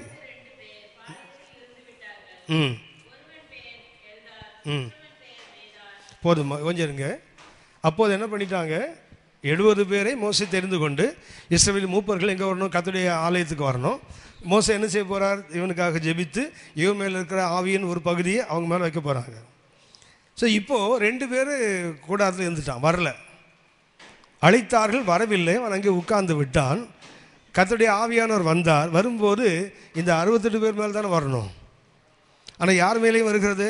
அந்த 2 பேர் மேலேயும் வருது. கர்த்தர்ட்ட என்ன கிடையாது? பட்சபாதம் இல்லை, பாகுபாடு இல்லை. ஆனால் ஜாஷுவா சொல்கிறாரு, இப்போ அங்கே சொல்கிறாங்க 2 பேர். எனக்கு என்ன அதில் வித்தியாசமான காரியம்னா, ஒழுங்காக 68 பேர் போனாங்க தெரியுங்களா? அவெல்லாம் ரோலில் இல்லை பாருங்கள். கூப்பிட்ட உடனே கர்த்தருடைய வார்த்தைக்கு கீழ்ப்படிந்து தேவ மனுஷன் சொன்னான்னு 68 பேர் ஆலயத்துக்கு போனான்ல. இந்த 68 பேரையும் பைபிள் எழுதணும்ல. அதை விட்டுட்டு இந்த மே தாத் ஜூன் தாத்தெல்லாம் எழுதி வச்சுருப்பாருங்களேன். ஒருத்தன் பெல் தாத் தான், ஒருத்தன் மே தாத் தான். அப்படின்னா இதுதான் நிறைய பேர் என்ன நினைக்கிறாங்கன்னா, இந்த 100 ஆடு இருந்தது இல்லையா, ஒன்று காணாமல் போச்சுது. 99 ஆடு எங்கே நடந்தது? கீழே நடக்குது. இந்த காணாமல் போன ஆடு மாத்திரம் எங்கே இருக்குது? தோல் மேலே இருக்குது. அப்படின்னா கீழே போகிற ஆடு என்ன சொல்லும்? நம்ம இதாண்டா ஒழுங்காக இருந்து பிரயோஜனம் இல்லைடா, ஒழுங்காக இருந்தால் கீழே தான் நடத்துவான்டா. அப்பப்போ காணாமல் ஓடி போனால் பாஸ்டர் ஹவுஸ் விசிட்டிங் ஒழுங்காக வருவார். அப்படி சொல்லுவான். ஒழுங்காக சர்ச்சுக்கு போனால் பாஸ்டர் ஹவுஸ் விசிட்டிங் வரமாட்டார். அதான் நம்ம ஆள் தானே, ரெகுலராக வருது இல்லை. அப்பப்போ காணாமல் ஞாயிற்றுக்கிழமை காணாமல் போயிட்டால் பாஸ்டருக்கு பயம் வரும். பக்கத்தில் ஏதோ புதுசாக ஒன்று வந்துட்டு போல இருக்குது, ஆள் அங்கே பேந்துட்டான் போல இருக்குது தோணும்ல. அப்படின்னா தோளில் கிடக்கிற ஆட்டுக்கு, காணாமல் போன ஆட்டுக்கு வந்த வாழ்வு தோல் மேலே மேய்ப்பன். ஆனால் நல்ல ஆட்டில் எங்கே நடக்குது? கீழே நடக்குது. ஆனால் எங்கள் பாஸ்டர் அடிக்கடி சொல்லுவார், அந்த தோளில் படுத்துருக்க ஆடு இருக்குது பார்த்தீங்களா, அதுக்கு வாய் எங்கே இருக்குன்னா மேய்ப்பன் காதுகிட்டே இருக்கும். தூக்கி போட்டிருக்கான்ல, காதுகிட்டே இருக்குமா. கீழே உள்ள ஆடு கூப்பிட்டா ரொம்ப நேரம் ஆகும் வந்து கேட்குறதுக்கு. ஆனால் இந்த ஆடு கூப்பிட்டா உடனே கேட்குமா. இந்த ஆடு சொல்லுமா, மெய்ப்பனே மெய்ப்பனே. உடனே எஸ் என்ன சொல்லு நான் சொல்லுவானா, நான் உனக்கு ஒரு பேர் வச்சுருக்கேன். என்ன பேர்? இந்த கீழே போகுதுல அதெல்லாம் என்ன ஆடு? நல்ல ஆடு. நல்ல ஆட்டுக்கு நீ யார்? மெய்ப்பன். நான் யார்? கெட்ட ஆடு. நீ எனக்கு நல்ல மெய்ப்பன். பேசலாம். கெட்ட ஆட்டுக்கு தான் அவர் யார்? நல்ல மெய்ப்பன். ஆடுகளுக்கெல்லாம் அவர் மெய்ப்பன் தான், அந்த கெட்ட ஆட்டுக்கு அவர். அதனால் கெட்டு போகணுன்னு முடிவு பண்ணாதீங்க. 70 பேர் 68 பேர் வரல, அவன் பேரெல்லாம் எழுதல ஆவியானவர். இந்த கீழ்ப்படியாத 2 பேர், அது தேவனுடைய பெருந்தன்மை, தேவனுடைய அந்த அப்ரிஷியேஷன். இவன் வந்திருக்கணும், வரல. ஆனால் கர்த்தர் என்ன செய்ய, அவருடைய வாக்கு மாறாதவர். 70 பேருக்கும் கொடுப்பேன்னு சொல்லிட்டாரு, 60 பேர் தான் வந்திருக்கான். 2 பேரை தேடி இப்போ அவன் வந்திருக்கிற அந்த கூடாரத்தில் கொண்டு அபிஷேகத்தை கொடுக்கிறார். அங்கே அவன் தீர்க்க தரிசனம் சொல்லுகிறான். சொல்லும்போது அங்கேருந்து வாலிபர்கள் சொல்கிறாங்க, அது ஜாஷுவாட்ட சொல்கிறான். ஜாஷுவா என்ன சொல்கிறான்? உடனே மோசேட்டு போய் ஆணையிடு தலைவா, நம்மளால் சொல்லும்போது என்ன பண்ணுறான்? தாணையிடு தலைவா பொழந்து தள்ளிடுறேன்ற மாதிரி என்ன பண்ணுறான் பாருங்க, கொடுங்க. இப்போ போய் அவனை நிறுத்திடுறான் பாரு. வாயை பிடிப்பானா மூக்கை பிடிப்பானா தெரியாது, பேசுகிறத நிறுத்திடுறேன்றான் பாருங்க. அப்போ மோசே சொல்கிற வார்த்தை தான் அந்த ஆவிதான் இன்றைக்கி எனக்கும் உங்களுக்கும் வேண்டும். 29ஆம் வசனம் வாசிங்க. என்னாகும் 11:29. அதற்கு மோசே, நீங்கள் நானும் தேவனுக்காக வைராக்கியம் பாராட்ட வேண்டாம், தேவ மனுஷனுக்காக வைராக்கியம் பாராட்ட வேண்டாம். அதுக்கு கர்த்தர் பார்த்துக்கொள்வார். அதை என்ன சொல்றாரு? நீ எனக்காக வைராக்கியம் பாராட்டுறியா? வாசிங்க. இந்த 2 பேர் அல்ல, வராமல் லட்சக்கணக்கான மக்கள் கூடாது இருக்காங்க இல்லையா, எல்லாரும் அபிஷேகம் பெற்றாலும்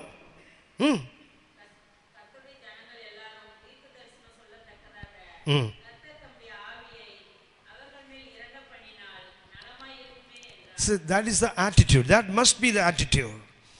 செம்மையான வழியில் போகிறவனுக்கு என்ன ஆட்டிடியூட் இருக்குன்னு தெரியுங்களா? அக்கிரமம் பண்ணா, அட்டூழியம் பண்ணா, அனாடியா ஊழியம் பண்ணுறான், அவனுக்கெல்லாம் இப்படிப்பட்ட கிருபையா? உங்களுக்கு எனக்கு எங்கே வலிக்குது? கொடுக்கிறவர் கர்த்தர். அவர் கொடுக்கும்போது நமக்கு ஏன் வயிறு வலிக்கணும்? கொடுக்கிறவர் அவர், வாங்குறவர் அவர். வாங்கிட்டு போட்டு நாளைக்கு கணக்கு அவர் கொடுத்துட்டு போகிறாரு. இன்னொரு வேலைக்காரனை கொடுத்து உங்களுக்கு எனக்கு என்ன அக்கறை? நமக்கு ஏன் அது கவலை? ஆண்டவர் அப்படி பண்ணா இப்படி பண்ணிட்டான்னா அது அவர் பண்ணால், கிருபை கொடுக்குறவர் அவர், கணக்கு கொடுக்க போகிறது அவர். சொல்கிறாரு, ஒருவனுடைய வேலைக்காரனை பற்றி அவனுடைய எஜமான்கிட்ட குற்றம் சொல்லாதுன்னு தானே கருத்தை சொல்லியிருக்கிறாரு. நாம் இன்றைக்கு என்ன பண்ணுறோம்? ஆவிக்குரிய பயிற்சிகள்னு சொல்லும்போது சிலர் செய்கிற பயிற்சி நமக்கு புரியாது. இப்போ தொப்பு நாள் விழுறாங்கல்ல எல்லாரும், ஏன் மூளைக்கு ஒத்து வராது?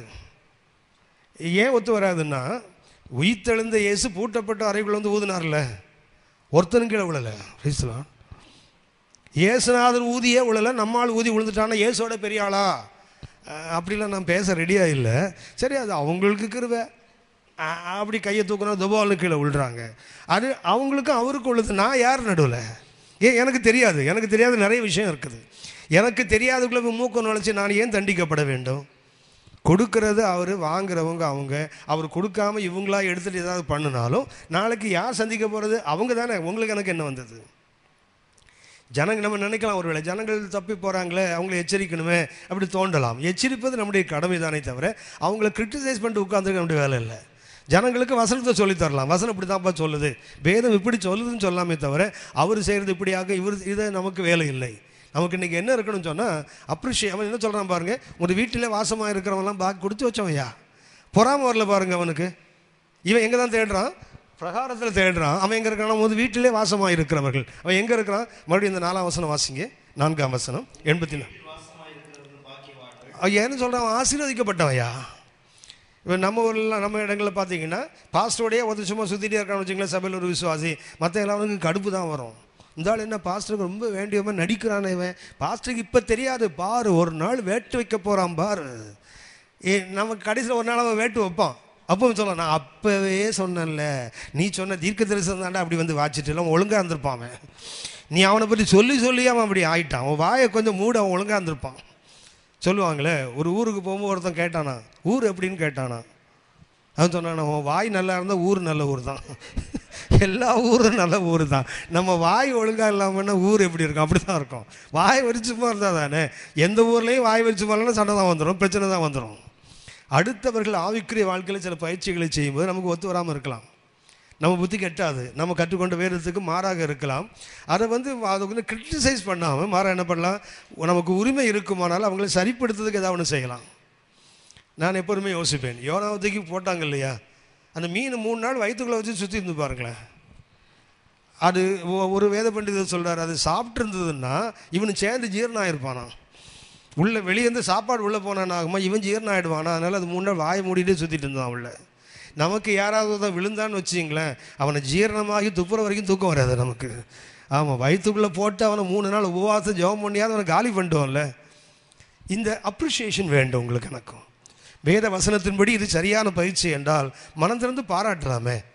நம்மளால் பாராட்டவே முடியலையே. ஒன்று தெரியுங்களா, ஒரு உற்சாகப்படுத்துகிற வார்த்தை ஒரு சாதாரணவனை அசாதாரணமானவனை மாற்றிடும். உலக வரலாற்றில் நிறைய விஷயங்கள் இருக்குது. ஒரு வார்த்தை போதும், ஒரு வார்த்தை சாதாரணமானவனை அசாதாரணமாக மாற்றும்.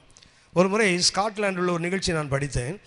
அந்த அவருடைய பேர் எனக்கு மறந்துச்சு. ஏன்னா ஸ்காட்லாண்டு ஒரு அதிபதியாக பின்னாடி மாறினவர். அவன் 6வது படிக்கும்போது அந்த ஸ்கூலில் முட்டாள் சொல்லி ஒருத்தனை செலக்ட் பண்ணால் இவன் தான் செலக்ட் பண்ணும். இந்த ஃபூல்ஸ் கேப் நீங்கள் கேள்விப்பட்டிருப்பீங்க.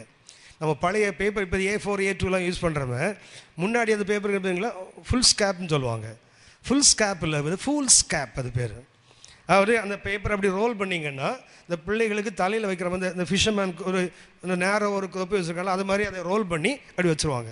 அந்த எவ்வளோ சைஸ் இருந்ததோ அதுதான் நம்ம யூஸ் பண்ணுற பேர்னது. அதுக்கு பேர் ஃபூல்ஸ் கேப்னு பின்னாடி வந்தது. ஸ்காட்லாண்டில் 6வது படிக்கிற ஒரு பையனுக்கு அந்த ஸ்கூலில் ஃபூல்ஸ் கேப் ஒவ்வொரு வருஷம் விருது தான் கொடுப்பாங்க. அவ்வளோ திறமையான பையன். ஆனால் அந்த பையன் வீட்டுக்கு பக்கத்தில் ஒரு பெரிய ஸ்காட்லாண்டோட பெரிய கவிஞர் இருந்தார். அந்த கவிஞர் ஒரு முறை ஸ்காட்லாண்டில் உள்ள எல்லா பெரிய பொயட்ஸையும் கூப்பிட்டு அவங்க வீட்டில் ஒரு விருந்து கொடுத்தார். அந்த விருந்தில் அவர் என்ன பண்ணார்னா, அந்த பேங்க்வெட் ஹாலில் அந்த விருந்து அறையில் நிறைய பிக்சர்ஸ் வச்சுருந்தார். அந்த பிக்சர்ஸில் ஒவ்வொன்றிலையும் ஸ்காட்லாண்டில் உள்ள பெரிய கவிஞர்களுடைய கவிதையின் ஒரு சின்ன பகுதியை அங்கே இப்போ நம்ம வசனம் வைக்கிற மாதிரி அன்றைக்கு அவர் கவிதைகளை வச்சுருந்தார். அந்த விருந்துக்கு வந்தவங்கள்ட்ட இவங்க உள்ளே சுற்றி பார்த்தபோது ஒரு நல்ல படங்கள், பெயிண்டிங்ஸ், அதுக்கு கீழே அருமையான கவிதைகள், அதோட சம்மந்தப்பட்ட கவிதைகள். இவர் ஒவ்வொன்றிலையும் என்ன பண்ணார்னா, அந்த கீழே இது எந்த கவிதையிலேருந்து எடுக்கப்பட்டது, கவிஞருடைய பேர் எழுதி வச்சுருந்தார். ஒரு கவிதை ஒரு அவுட்ஸ்டாண்டிங் கவிதை. ஆனால் இவருக்கு பரிதாபம்னா அவருக்கு அந்த பேர் தெரியல. இவருக்கு தெரிஞ்ச எல்லா புத்தகங்களையும் பார்த்தார், ஒன்றும் கிடைக்கல. பேர் எழுதாமலே கவியை மாத்திரம் வச்சுட்டார். இவங்க அப்படி ரவுண்ட் பண்ணிகிட்டே வந்தாங்க. இந்த கவிதை எழுதப்பட்ட படத்துக்கிட்ட வந்து எல்லாருமே நின்றுட்டாங்க. இதை எழுதுனது யார்? அப்போ அந்த விருந்தை நடத்தவர் சொன்னார், எனக்கு தெரியாது, எங்கள் அப்பாவும் பெரிய கவிஞர் தான், நானும் கவிஞர் தான், இந்த பாடல் வரிகள் எனக்கு தெரியுமே தவிர இந்த கவிதைகள் எனக்கு யார் எழுதுனான்னு தெரியாது. எல்லா கவிஞரையும் கேட்டார், யாருக்கும் தெரியலை. அப்போ நம்ம ஃபுல் ஸ்கேப் இருக்கிறாரு, அவருக்கு அன்றைக்கி பக்கத்து வீடு இல்லையா, இவங்க சாப்பிட்டு எச்சி பிளேட்லாம் எடுத்து போகிறதுக்காக இவரை நிறுத்தி வச்சுருக்காங்க ஃபுல் ஸ்கேப்பை. இந்த ஃபுல் ஸ்கேப் பார்த்துட்டே இருந்தான், எல்லோரும் பார்த்தாங்க, இவனும் பார்த்துட்டே இருந்தான். உடனே இவங்க டிஸ்கஸ் பண்ணுறாங்க, யார் எழுதியிருப்பாங்க, இவ்வளோ பெரிய கவிதை, இவ்வளோ அற்புதமான கவிதை, யாருன்னு நமக்கு தெரியலையே. அப்போ ஃபுல் ஸ்கேப் சொன்னார், எனக்கு தெரியும். எல்லோரும் திரும்பி பார்த்தாங்க, இது ஃபுல் ஸ்கேப்பா? என்ன பண்ணான் தெரியுங்களா, அவன் வந்து அந்த துண்டு கவிதையில் அந்த முழு கவிதையும் சொன்னான். சொல்லிவிட்டு இதை யார் எழுதுனான்னு பேரையும் சொன்னான். அந்த கவிஞர்லாம் மிரண்டு போயிட்டாங்க. அதில் வந்து இந்த ஒரு பெரிய கவிஞர் தோளை தட்டி சொன்னார், 11 வயது, 6வது படிக்கிறான், தட்டி சொன்னார், ஒரு நாள் நீ ஸ்காட்லாண்டு அசைப்ப. என்ன தெரியுங்களா, அன்னையிலேருந்து அவன் வாழ்க்கை மாறி போச்சு. இவ்வளோ பெரிய ஆள் என்ன தோளை தட்டியிருக்கிறானே, இவ்வளோ பெரிய ஆள் எனக்கு சொல்லியிருக்கிறானே. யோசிச்சு பாருங்கள், உங்களை என்னையும் சொல்லுகிறது உலகத்து மனுஷனில் கர்த்தர். கிதியோன் சொல்கிறான், நான் பலவீனன், என்ன போய் பலசாலின்னு சொல்கிறீங்களே. கர்த்தர் சொன்னார், உனக்கு இருக்கிற இந்த பலத்தோடு போ, உன்னை அனுப்புகிறவன் நான் அல்லவா. நான் எப்போதுமே சொல்லுவேன், நாம் இன்றைக்கி நமக்கு இருக்கிற பலவீனத்தை பார்த்து நம்ம பலவீனம் என்று சொல்லுவோம். கர்த்தர் நாளைக்கு நம்ம என்னவா இருக்கிற போகிறோமோ அப்படி பார்த்து நம்ம பலவான் என்று சொல்லுவார். நாம் எப்படி இருக்கணும்னு கர்த்தர் நம்மை குறித்து திட்டம் வைத்திருக்கிறாரோ அப்படி தான் கர்த்தர் நம்ம எப்போதும் பார்ப்பார். நாம் என்ன பண்ணுவோம், இன்னைக்கு இருக்கிற நிலைமை, நான் பலவீனன், சோறு உள்ளவன், என்னால் இது முடியலை, இப்படி நான் நினைப்போம். ஆனால் தேவன் அப்படி இல்லை. நாளைக்கு நீங்களும் நானும் என்னவா இருக்க வேண்டும் என்று தேவன் திட்டம் வைத்திருக்கிறாரோ அப்படித்தான் பார்ப்பார். A word of appreciation. அந்த ஒரு வார்த்தை அவனை பின்னாடி ஸ்காட்லாண்டு பெரிய கவிஞன் மாத்திரமல்ல, ஸ்காட்லாண்டுடைய அதிபராக அவன் மாறினான். ஒரு வார்த்தை. இன்னும் நம்ம சபைகளில் இப்படி தோல் தட்டி கொடுக்க வேண்டிய எத்தனை பேர் இருக்காங்க தெரியுங்களா? நமக்கு பிடிக்காத, நமக்கு விகல்பமாக இருக்கிற ஏதாவது ஒன்று செய்தாங்கிறதுக்காக கூப்பிட்டு அடிமரம் வரைக்கும் வேறோடு வெட்டி சாச்சிடுவோம்ல. இந்த வசனம் இப்படி சொல்லுகிறது, அந்த வசனம் இப்படி சொல்லி தள்ளிடுவோம்ல. மாறாக ஏன் நீங்களும் பாராட்டக்கூடாது? ஆவிக்குரிய பயிற்சிகள் ஒருவேளை நாம் செய்ய முடியாத என்னதும் செய்கிறான்னா சந்தோஷப்பட வேண்டும். நான் எப்போதுமே யோசிப்பேன், இந்த ஃபுட்பால் மேட்ச்லாம் பார்த்தீங்கன்னா எவனோ ஒருத்தன் கோல் அடிப்பான், 10 பேர் மேலே விழுந்து கூத்தாடுவானுங்க தெரியுங்களா. கோல் அடிக்கிறது ஒருத்தன், இன்னும் சொல்ல போனால் அந்த ஃபார்வர்ட்லாம் வந்து அடிச்சிருப்பான், அந்த சைடில் கோல் கீப்பர் ஓடி வருவான் இவனை அப்ரிஷியேட் பண்ணுறதுக்கு. வந்து பார்த்தீங்கன்னா இவன் ஓடுவான், ஏற்கனவே உயிர் தப்பி பழச்சவன் ஓடுவான், அவனுக்கு தெரியும் போல இருக்குது மேலே இல்லை, அவனுக்கு கழுத்து மேலே ஏறுவான், தோல் மேலே ஏறுவான்னு. அதையும் தாண்டி அவனை பிடிச்சி தள்ளி எல்லாம் மேலே விழுந்து என்ன சந்தோஷம். என்னடானா எங்கள் டீம் ஆள் கோல் போட்டாயா, என்ன சந்தோஷம் அவனுக்கு. நீயா கோல் போட்ட, நான் போட்டா என்ன, எங்கள் டீம் ஆள் போட்டா என்னடா, 2 பேர் போட்டாலும் நீ கோல் கீப்பர் அங்கே தானே நின்ன, அவன் தானே கோல் அடித்தான், அவர் பாஸ் பண்ணார், இவர் தலையை முட்டினார், போயிடுச்சு, உனக்கு என்னடாங்கடா, எங்கள் டீம் ஆளா. நம்ம ஆளே அவனை அவன் கோல் அடித்தான்னு நினச்சிங்களேன், நம்மெல்லாம் மேலே விழுவோம், திரும்பி பார்த்தா கீழே விழுவோம், செத்து கிடப்பான், கொன்னுடுவோம் அவனை. இன்னொரு முறை அவன் ஆயுசுக்கும் கோலே போடக்கூடாது. மகனை கோலா போடுற, இதாண்டா உனக்கு முதலும் கடைசியும் கோலும், அப்படி ஆக்கிடுவோம்ல. We must have the spirit, appreciation for spiritual practices. சரி, 5வதாக என்று சொல்லுகிறேன், rejoicing in the Lord. and 5வதாக அந்த சங்கீதம் 84:5, இது புனித பயணம் மேற்கொள்றவனுக்கு இருக்க வேண்டிய ஒன்று, rejoicing in the Lord.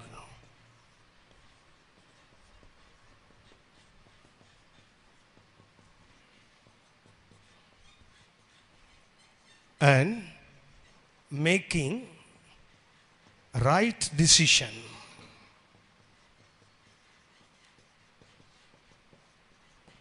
என்ன இருக்கணும் உனக்கு? ஒன்று, தேவனில் களி கூறுகிற அந்த அனுபவம் இருக்கணும். இரண்டாவது, சரியான தீர்மானம் எடுக்கவும் இருக்கணும். 5ஆம் வசனம் வாசிங்க. 84.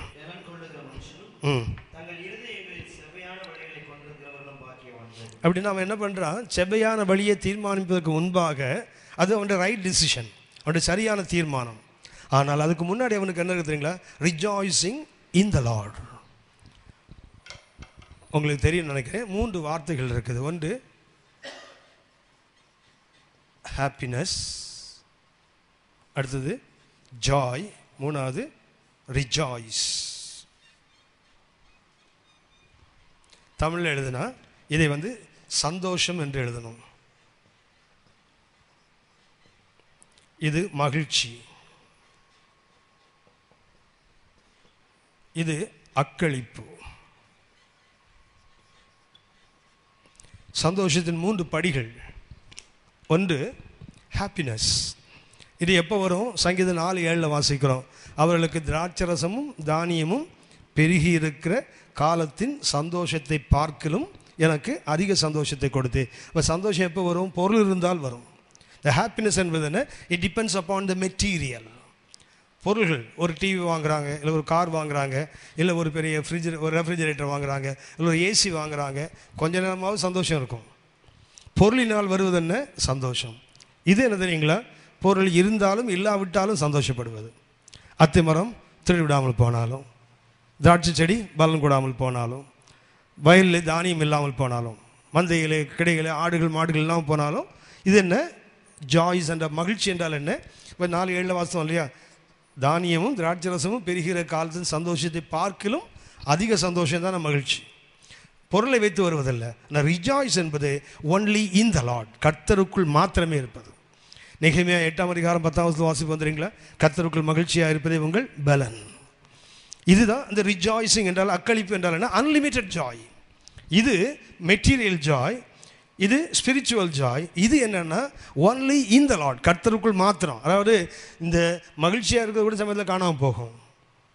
கர்த்தருக்குள் மகிழ்ச்சியாக இருக்கிறாங்க, இருந்தாலும் சமயத்தில் காணாமல். ஆனால் தேவனுக்குள் இருக்கிறது பார்த்தீங்களா, எந்த சூழ்நிலையிலும் மாறாது.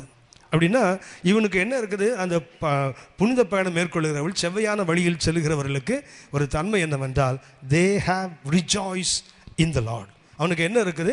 கர்த்தருக்குள் மகிழ்கின்ற ஒரு பெரிய சந்தோஷம். அடுத்தது என்ன பண்ணுறான்? அவன் இருதயத்தில் என்ன பண்ணுறான்? செவ்வையான வழிகளை கொண்டிருக்கிறான். 2 கருத்துக்கள். ஒன்று ரிஜாய்ஸ் இன் த லார்ட். செம்மையான வழியின் 5வது படி என்ன? கர்த்தருக்குள். அதாவது கர்த்தர் மாத்திரம் போதும், எனக்கு வேறு எது இருந்தாலும் இல்லாவிட்டாலும் எது போதும்? கர்த்தர் மாத்திரமே போதும். அந்த இடத்துக்கு வருது. 2வது ஒரு தீர்மானம் எடுக்கிறான். நான் என்ன செய்வேன்? செம்மையான வழியில் தான் நடப்பேன். தங்கள் இருதயங்களில் செம்மையான வழிகளை கொண்டிருக்கிறவர்களும் பாக்கியவான் போட்டிருக்கு இல்லையா? அந்த 5ஆம் வசனத்தில் 2 தாட் இருக்குது. ஒன்று ரிஜாய்ஸிங், 2வது ரைட் டிசிஷன். 2ம் சேர்ந்து தான் 5வது படி. 6வதாக ஒரு படியை சுட்டி காட்டுகிறேன். 6-7 வசனங்கள் வாசிங்க.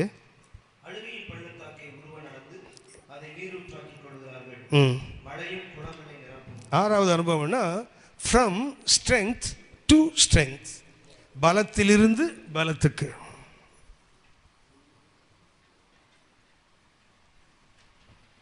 ஆறாவது என்னன்னு சொன்னால் 6ஆம் வசனத்தில் வாசிக்கிறோம்.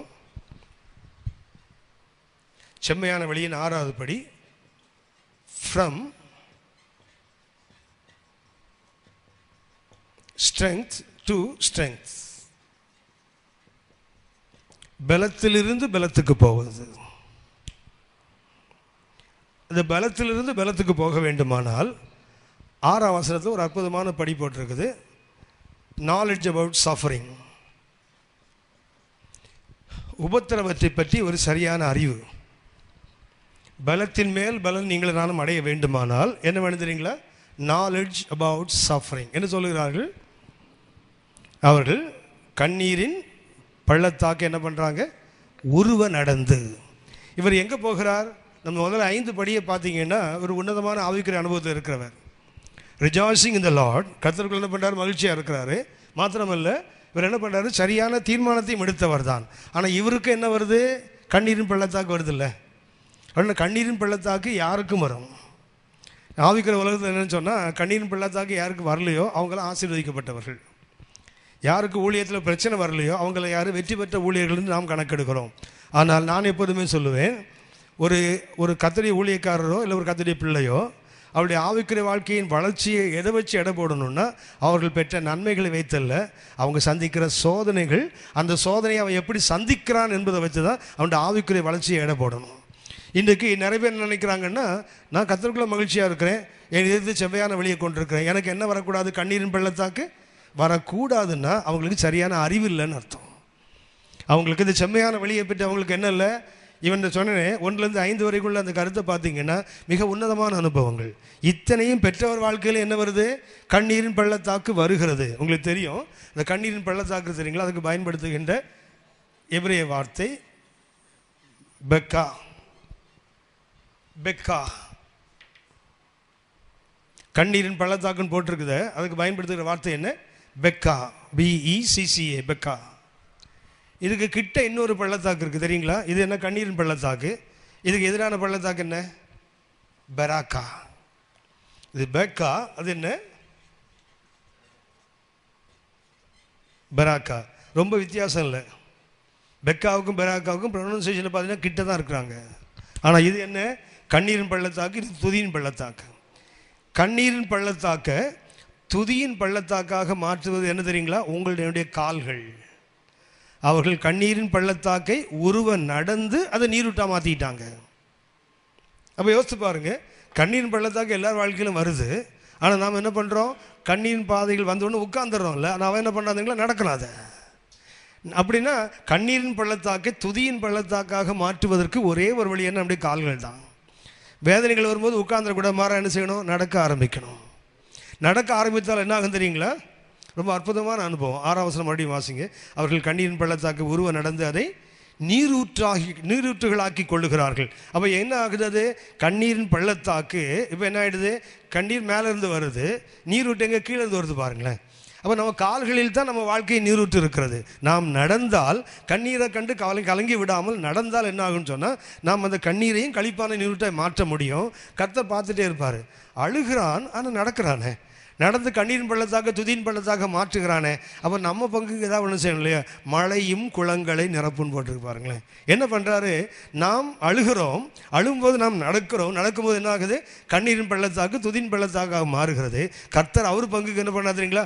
மழையை அனுப்பி குளத்தை என்ன பண்ணுறாரு? நிரப்புகிறார். அப்படின்னா இந்த ஃப்ரம் ஸ்ட்ரெங்க் டு ஸ்ட்ரெங்க், பலத்தின் மேல் பலன் போக வேண்டுமானால் என்ன இருக்கணும் தெரியுங்களா? நீதிமொழிகள் 24:10 வாசிக்கிறோம். ஆபத்து காலத்தில் நீ சோர்ந்து போனால் உன் பலன் குறுகினது. ஆபத்து காலத்தில் என்ன பண்ணக்கூடாது? சோர்ந்து போயிட்டோன்னா இருக்கிற பலமும் காணாமல் போயிடும். நாம் இன்றைக்கி நல்லா இருக்கும்போது பலமாக இருப்போம், ஆபத்துக்கள் வரும்போது சோர்ந்து போகிறோம். ஆனால் வேறும் சொல்லுது, ஆபத்து காலத்தில் சோர்ந்து போயிடாது, உன் பலன் இருக்கிற பலமும் காணாமல் போயிடும். மாறா என்ன செய்யணும்? ஆபத்து காலத்தில் நாம் நடக்க கற்றுக்கொண்டால் என்ன ஆகும்னா, நம்முடைய கால்களே என்ன பண்ணும் தெரியுங்களா? நீரூட்டை உண்டாக்கிடும். மாத்திரமல்ல, கர்த்தர் மேல் என்ன பண்ணுறாரு? மழையை நிரப்புகிறார். அவர்கள் பலத்தின் மேல் பலன் அடைந்து. அப்படின்னா உங்களுக்கு எனக்கு என்ன இருக்கணும்னு சொன்னால், we must have a spirit to grow. வளர வேண்டும் என்ற ஒரு ஆவி எப்போதும் உங்களுக்கு எனக்கு இருக்கணும். நமக்குள் இருக்க வேண்டிய மிக முக்கியமான என்ன? நான் வளரணும். எப்போதும் வளர்ந்து கொண்டே இருக்க வேண்டியதுதான். உயர்ந்து உயர்ந்து உயர்ந்து ஒரு நாள் என்ன பண்ணும்? அப்படி உன்னத மார்பில் போய் சாருகிற வரைக்கும் என்ன செய்யணும்? உயர்ந்து கொண்டே தான் போக வேண்டுமே தவிர, இயேசுவை போல் நம்ம மாறிட்டோம்னா வேணால் வளர்ந்து நிறுத்தலாம். இயேசுவை போல் நம்ம மாறிட்டோம் அப்படின்னா என்ன பண்ணால் வளர்ச்சியை பரவாயில்ல அட்டைன் பண்ணிட்டேன், அது வரைக்கும் நிற்கக்கூடாது. ஆனால் இயேசு அதோடு நின்று வரல. லூக்கா 2:52 வாசித்து பாருங்க. ஞானத்திலும் பலத்திலும் தேவ கிருபையிலும் மனித தயவிலும் அதிகமாக விருத்தடைந்தார் தானே. 1 கொரிந்தியர் 1:31 வாசிக்கிறோம். அவரே தேவனால் நமக்கு ஞானம். இயேசுதான் ஞானம். அந்த ஞானமே ஞானத்தில் வளர்ந்துதான். அப்படியான ஞானமே இல்லாத நீங்கள் நானும் வளர வேண்டாமா? ஞானமே ஞானத்தில் வளர்ந்ததுன்னா நீங்கள் நானும் ஞானமற்றவர்கள். அப்போ நம்ம எவ்வளோ தூரம் வளர வேண்டிய அவசியம் என்ன இருக்குன்னா, பலத்திலிருந்து நான் பலத்துக்கு போக வேண்டும். நான் எப்போதுமே சொல்லுவேன், ஒரு நாளைக்கு 2 மணி நேரம் ஜெபம் பண்ணுறீங்கன்னா, why don't you make it as 3 hours? ஒரு நாளைக்கு 10 அதிகாரம் படிக்கிறேன், it's well and good. why don't you make it 15? ஏன் மேலே போகக்கூடாது? எந்த ஒரு ஆவிக்குரிய வாழ்க்கையில் உள்ள பிரச்சனை என்னென்னா, நான் வளர்ந்துட்டமே நினைக்கிறோம் தெரியுங்களா? அதுதான் ஆவிக்குரிய வாழ்க்கையின் வீழ்ச்சிக்கு காரணமே. இன்னும் சொல்லப்போனால் ஆவிக்குரிய வாழ்க்கையை தடுப்பது என்ன தெரியுங்களா? Spiritual satisfaction. ஆவிக்குரிய வாழ்க்கையில் அதாவது உண்ணதற்கும் உடுப்பதற்கும் இருந்தால் போதும், அதுக்கு தான் இருக்கணுமே தவிர ஆவிக்குரிய வாழ்க்கையில் வளருவதற்கு என்ன இருக்கக்கூடாது? There is no limit at all except Christ. கிறிஸ்து அளவுக்கு வளர்கிற வரைக்கும் வளர்ந்து கொண்டு போகலாம். இயேசுவே பூமியில் வந்தபோது வளர்ந்தார்னு போட்டிருந்தா நாம் வளர வேண்டியது மிக மிக அவசியம். அதுக்கு முக்கியம் என்ன தெரியுங்களா? Knowledge about suffering. ஒரு சின்ன வேத பகுதி நான் உங்களுக்கு சுட்டி காட்டுகிறேன். உபத்திரவத்தை குறித்து உங்களுக்கு எனக்கு இருக்கிற அறிவு மிக முக்கியமானது. யாக்கோபு 1ஆம் அதிகாரம் 2 முதல் 4 வரை உள்ள வசனங்களை வாசிங்க. யாக்கோபு 1ஆம் அதிகாரம் 2 முதல் 4 வரை உள்ள. என் சகோதரரே, நீங்கள் பலவிதமான சோதனையில் அகப்படும் போதுன்னு அர்த்தம் என்ன தெரியுங்களா? அகப்படலாம் அல்ல, அகப்படுவோன்னு அர்த்தம். அகப்படலாம் அல்ல, அது ஆப்ஷனல் கிடையாது, கம்பல்சரி. அகப்படும் போது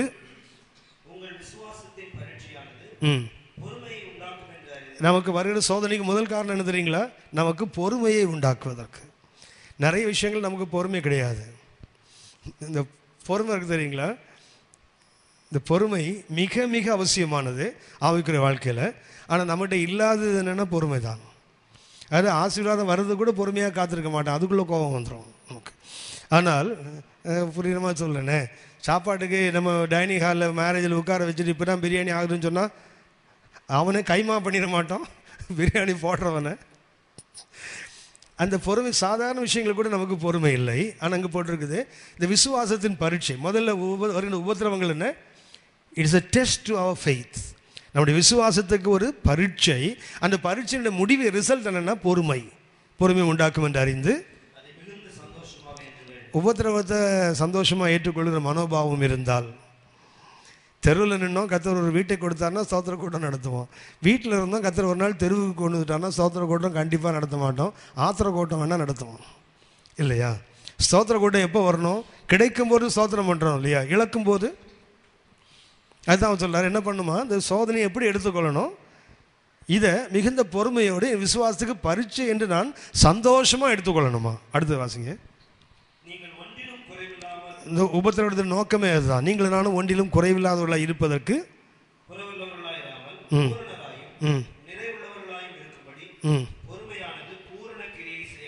அடுத்த வசனம் வாசிங்க.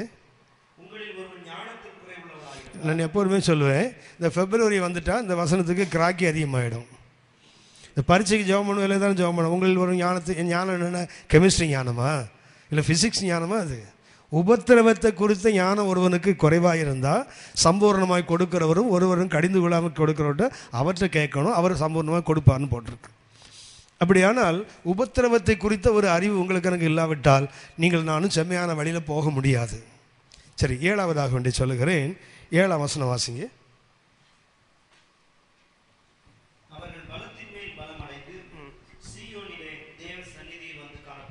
7வது achieve what they desire. அவர்கள் எதை விரும்பினார்களோ அதை அடைந்து விடுவார்கள்.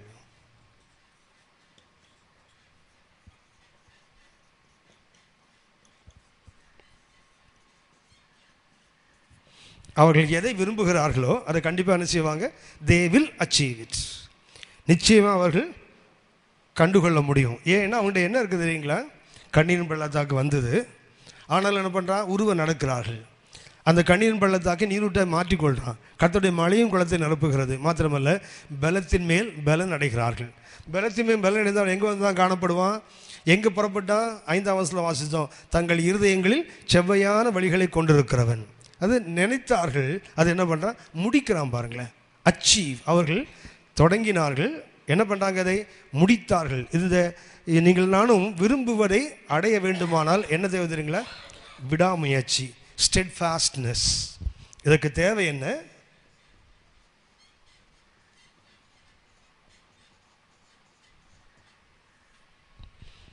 ஆவிக்குரிய வாழ்க்கையில் மிக முக்கியமான ஒரு அனுபவம் ஸ்டெட்ஃபாஸ்ட்னஸ். எடுத்த ஒரு தீர்மானத்தில் உறுதியாக இருந்தால் மாத்திரமே விரும்புவதை நீங்கள் நானும் அடைய முடியும். விருப்பத்துக்கு ஒன்றும் பஞ்சம் இல்லை, எல்லாருக்கும் நிறைய விருப்பங்கள், நிறைய ஆசைகள். ஆனால் ஏன் நம்மால் அதை அடைய முடியலைன்னு சொன்னால் உறுதியான மனம் நமக்கு இல்லை. கலாத்தியர் 6ஆம் அதிகாரம் 9ஆம் வசனம் வாசிங்க. கலாத்தியர் 6:9. கலாத்தியர் 6ஆம் அதிகாரம் 9ஆம் வசனம்.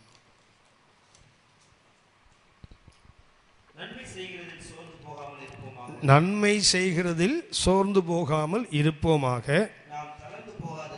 நாம் தளர்ந்து போகாதிருந்தால், உறுதியாக இருந்தால் கண்டிப்பாக நாம் செய்கிற நன்மைக்கு ஒரு நாள் பலனை பெற்றுக்கொள்வோம். ஆனால் நமக்கு என்ன சோதனை தெரியுங்களா?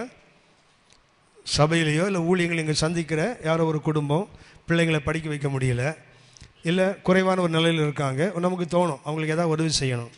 அதை செய்யும்போது என்ன ஆகும் தெரியுங்களா? நம்மகிட்ட பலன் பெறுகிறவர்கள் வளருவாங்க. வளரும்போது மாத்திரமல்ல, நம்மகிட்ட இல்லாத சில வசதிகள் அவங்களுக்கு வரும்.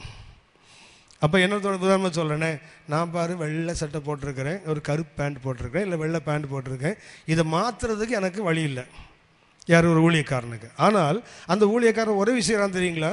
இவர்கிட்ட இவர்கிட்ட பணம் வாங்கி ஃபீஸ் கட்டி படிக்கிறோம் பார்த்தீங்கன்னா, அல்ட்ரா மாடர்னாக ட்ரெஸ் பண்ணி வரும்போது இவருக்கு கடுப்பு வரும். இருக்கும் நம்ம கொடுக்குறவனை பாரு, இப்படி வாங்குறவனு பாரு, அப்படி என்ன ஒன்றாவது தெரியுங்களா? அப்போ நம்ம தப்பான ஆளுக்கு கொடுக்குறோமோன்னு தோணும். அதான் நம்ம சொல்லுவோமே, பாத்திரம் அறிஞ்சு பிச்சை போடுன்னு போட்டிருக்குல்ல. பாத்திரத்தை நீங்கள் அறிஞ்சிங்கன்னா ஒருத்தனுக்கும் பிச்சை போட முடியாது. கர்த்தர் பாத்திரம் அறிஞ்சு பிச்சை போட்டார்னா யாருக்காவது போட முடியுமா?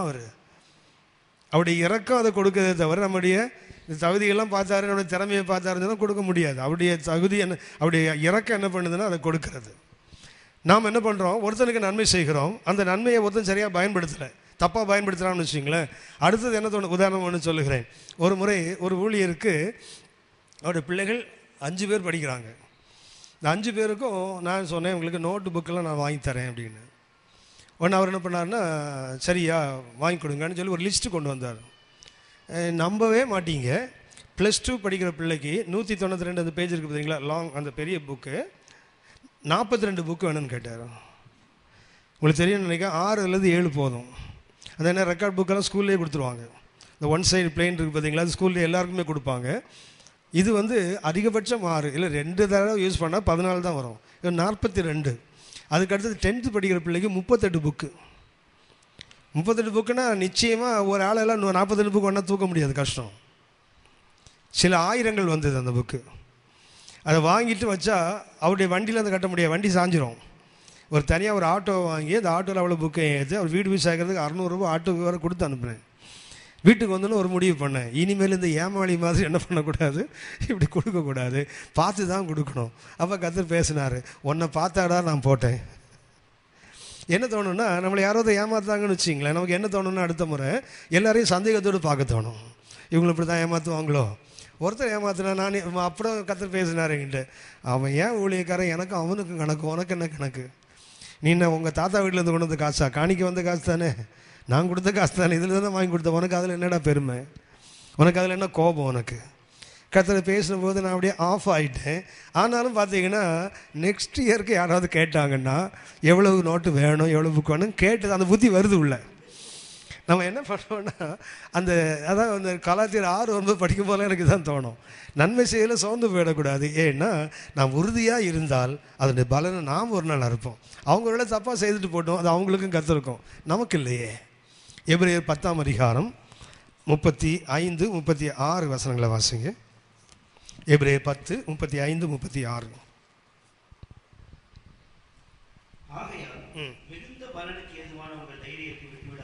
ஆகையால் மிகுந்த பலனுக்கு ஏதுவான உங்கள் தைரியத்தை விட்டு விடாதீர்கள், செய்து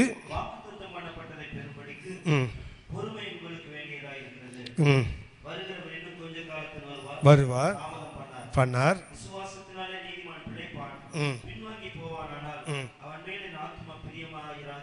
அவர் கர்த்தர் ஏதோ பின்வாங்காமல் அவருக்குள் உறுதியாக நிற்கிற அந்த அனுபவத்தை கர்த்தர் விரும்புகிறார். நீங்கள் நானும் வாக்குத்தத்தம் பண்ணப்பட்டதை கண்டிப்பாக பெற்றுக்கொள்வோம். எப்போன்னா அது ஸ்டெட்ஃபாஸ்ட்னஸ் இருந்தால் மாத்திரம்தான். நான் நன்மை செய்கிறோம், பாடுபடுறவங்களுக்கு உதவி செய்கிறோம், அதனால் ஒரு தப்பான அனுபவம் நம்ம வாழ்க்கையில் வந்துட்டுங்கிறதுக்காக அதை நிறுத்தக்கூடாது, தொடர்ந்து செய்வோம். சரி, இதுக்கும் ஆபிரகாமுக்கும் என்னன்னு சொன்னால் ஒரு சின்ன கருத்து சொல்லி நான் முடிக்கிறேன். வருகை தாமதித்தால் 1வது பாடத்தை அடுத்த முறை நாம் கவனிப்போம். ஆபிரகாம் புறப்பட்ட ஊருக்கு பேர் என்ன பேர்? ஊர். அவர் ஊருக்கு பேர் என்ன பேர் தான்? அந்த பெரம்பூர் பக்கத்தில் போயிருப்பாருன்னு தெரியல. ஊர் சென்னையில் தான் நிறைய ஊர் இருக்குது, பெரம்பூர், திருவெற்றியூர், எண்ணூர் எல்லாம் ஊரெலாம் எங்கே தான் இருக்குது? நம்ம ஊரில் தான் இருக்குது. சரி, ஊர் என்பதற்கு 3 அர்த்தம். ஒன்று ஃப்ளேம், இன்னொன்று வேலி. ஊர் என்பதற்கு 3 அர்த்தங்கள். ஒன்று அக்னி, இரண்டாவது வேலி, மூன்றாவது வெளிச்சம், லைட்.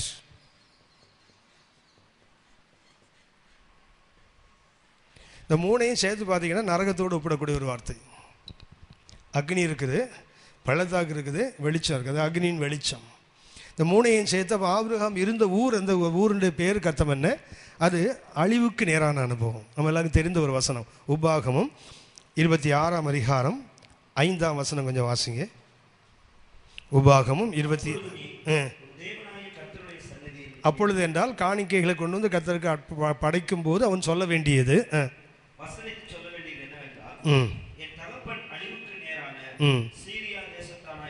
அங்கே யாக்கோபு சொல்லப்பட்டிருக்குது. யாக்கோபு எங்கே இருந்தானா? அழிவுக்கு நேரான சீரியா தேசத்தான். ஏன் யாக்கோபு எங்கே போயிட்டு வந்தார்? பெயர்சபாவிலிருந்து புறப்பட்டு அவர் சீரியாவுக்கு போனார். 16ஆம் போனார், 16ஆம் சீரியா. அங்கேருந்து கர்த்தர் வரவழைத்து ஆசீர்வதித்ததுனால அந்த வார்த்தையை கர்த்தர் சொல்லுகிறார். என் தகப்பன் யார்? அழிவுக்கு நேரான சீரியா தேசத்தான். ஆபிரகாமை குறித்து நாம் வாசிக்கிறோம். யோசுவா 24ஆம் அதிகாரம் 2ஆம் வசனம் வாசிங்க. Joshua chapter 24 and verse 2. யோசுவா 24:2. அப்பொழுது யோசுவா சகல ஜனங்களை நோக்கி என்னவென்றால், உன் பூர்வத்திலே உங்கள் பிதாக்களாகிய ஆபிரகாமுக்கும் நாகோருக்கும் தகப்பனாகிய தேராகு என்பவன். அப்போ அவன் எதை சேவித்துக் கொண்டிருக்கிறான்?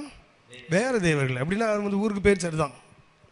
அவன் அக்னிக்கு நேராக, பள்ளத்தாக்கு நேராக, வெளிச்சத்து நேராக ஓடிட்டு இருக்கிறான். அதாவது நமக்கு தெரியும் இந்த வெளிச்சம், இந்த அக்னினால் வருகின்ற வெளிச்சம், அந்த வெளிச்சம். ஆபிரகாம் அங்கே தான் அந்நிய தேவர்களை சேவித்து கொண்டிருந்தான். இவர் அவருடைய புறப்படுதல். ஆனால் போய் சேர்ந்தது எங்கே? மெக்பேலா. சரியா? அவர் போய் சேர்ந்த இடம் என்ன?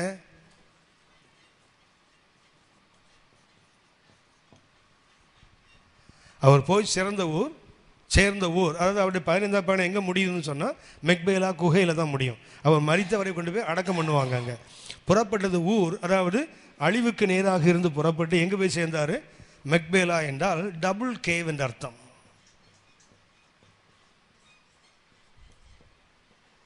இரட்டை குகை என்ற அர்த்தம். இந்த கல்லறை நமக்கு தெரியும், ஒவ்வொன்றும் ஒரு கல்லறை தோட்டம். அந்த ஹெப்ரோனுடைய நிலத்தை வாங்கினார், அது என்ன? கல்லறை தோட்டம். அவன் ஏன் இந்த இடத்த தெரிஞ்சு கொண்டான்னு சொன்னால் ரொம்ப அற்புதமாக போட்டிருக்கோம். அந்த நிலத்தினுடைய முடிவில் என்ன இருந்தது?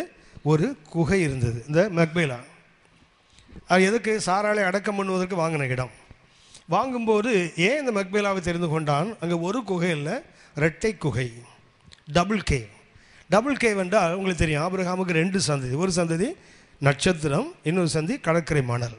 ஒன்று ஆவிக்குரிய யூதன், இன்னொன்று மாம்சத்துக்குரிய யூதன். ஒன்று இஸ்ரவேலன், மற்றொன்று சபை. ஆபிரகாமுக்கு எத்தனை சந்ததி? 2 சந்ததி. ஆகவே அவன் அந்த இடத்தை தெரிந்து கொள்கிறான், இரட்டை குகை. ஒன்று யாருக்கு?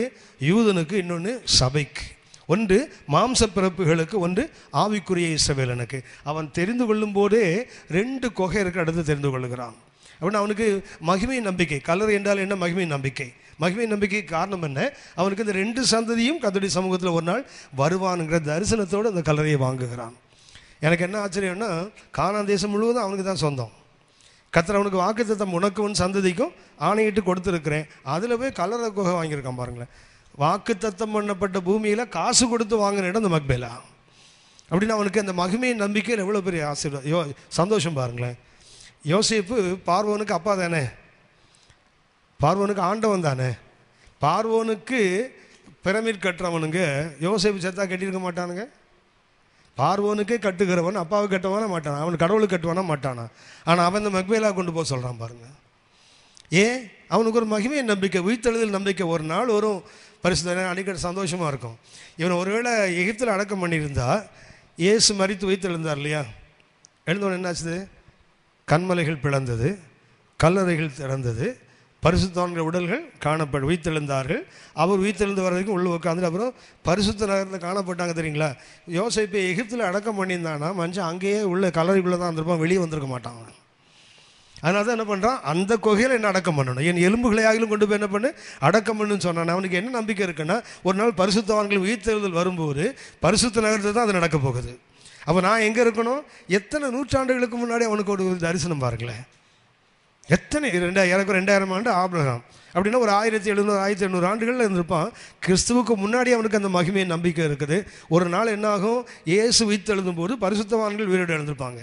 பரிசுத்த நகரத்தில் தான் அது நடக்க போகும், உலகத்தின் மற்ற இடங்களில் நடக்காது. அது எருசலேமில் மாத்திரம் நடந்திருக்குது.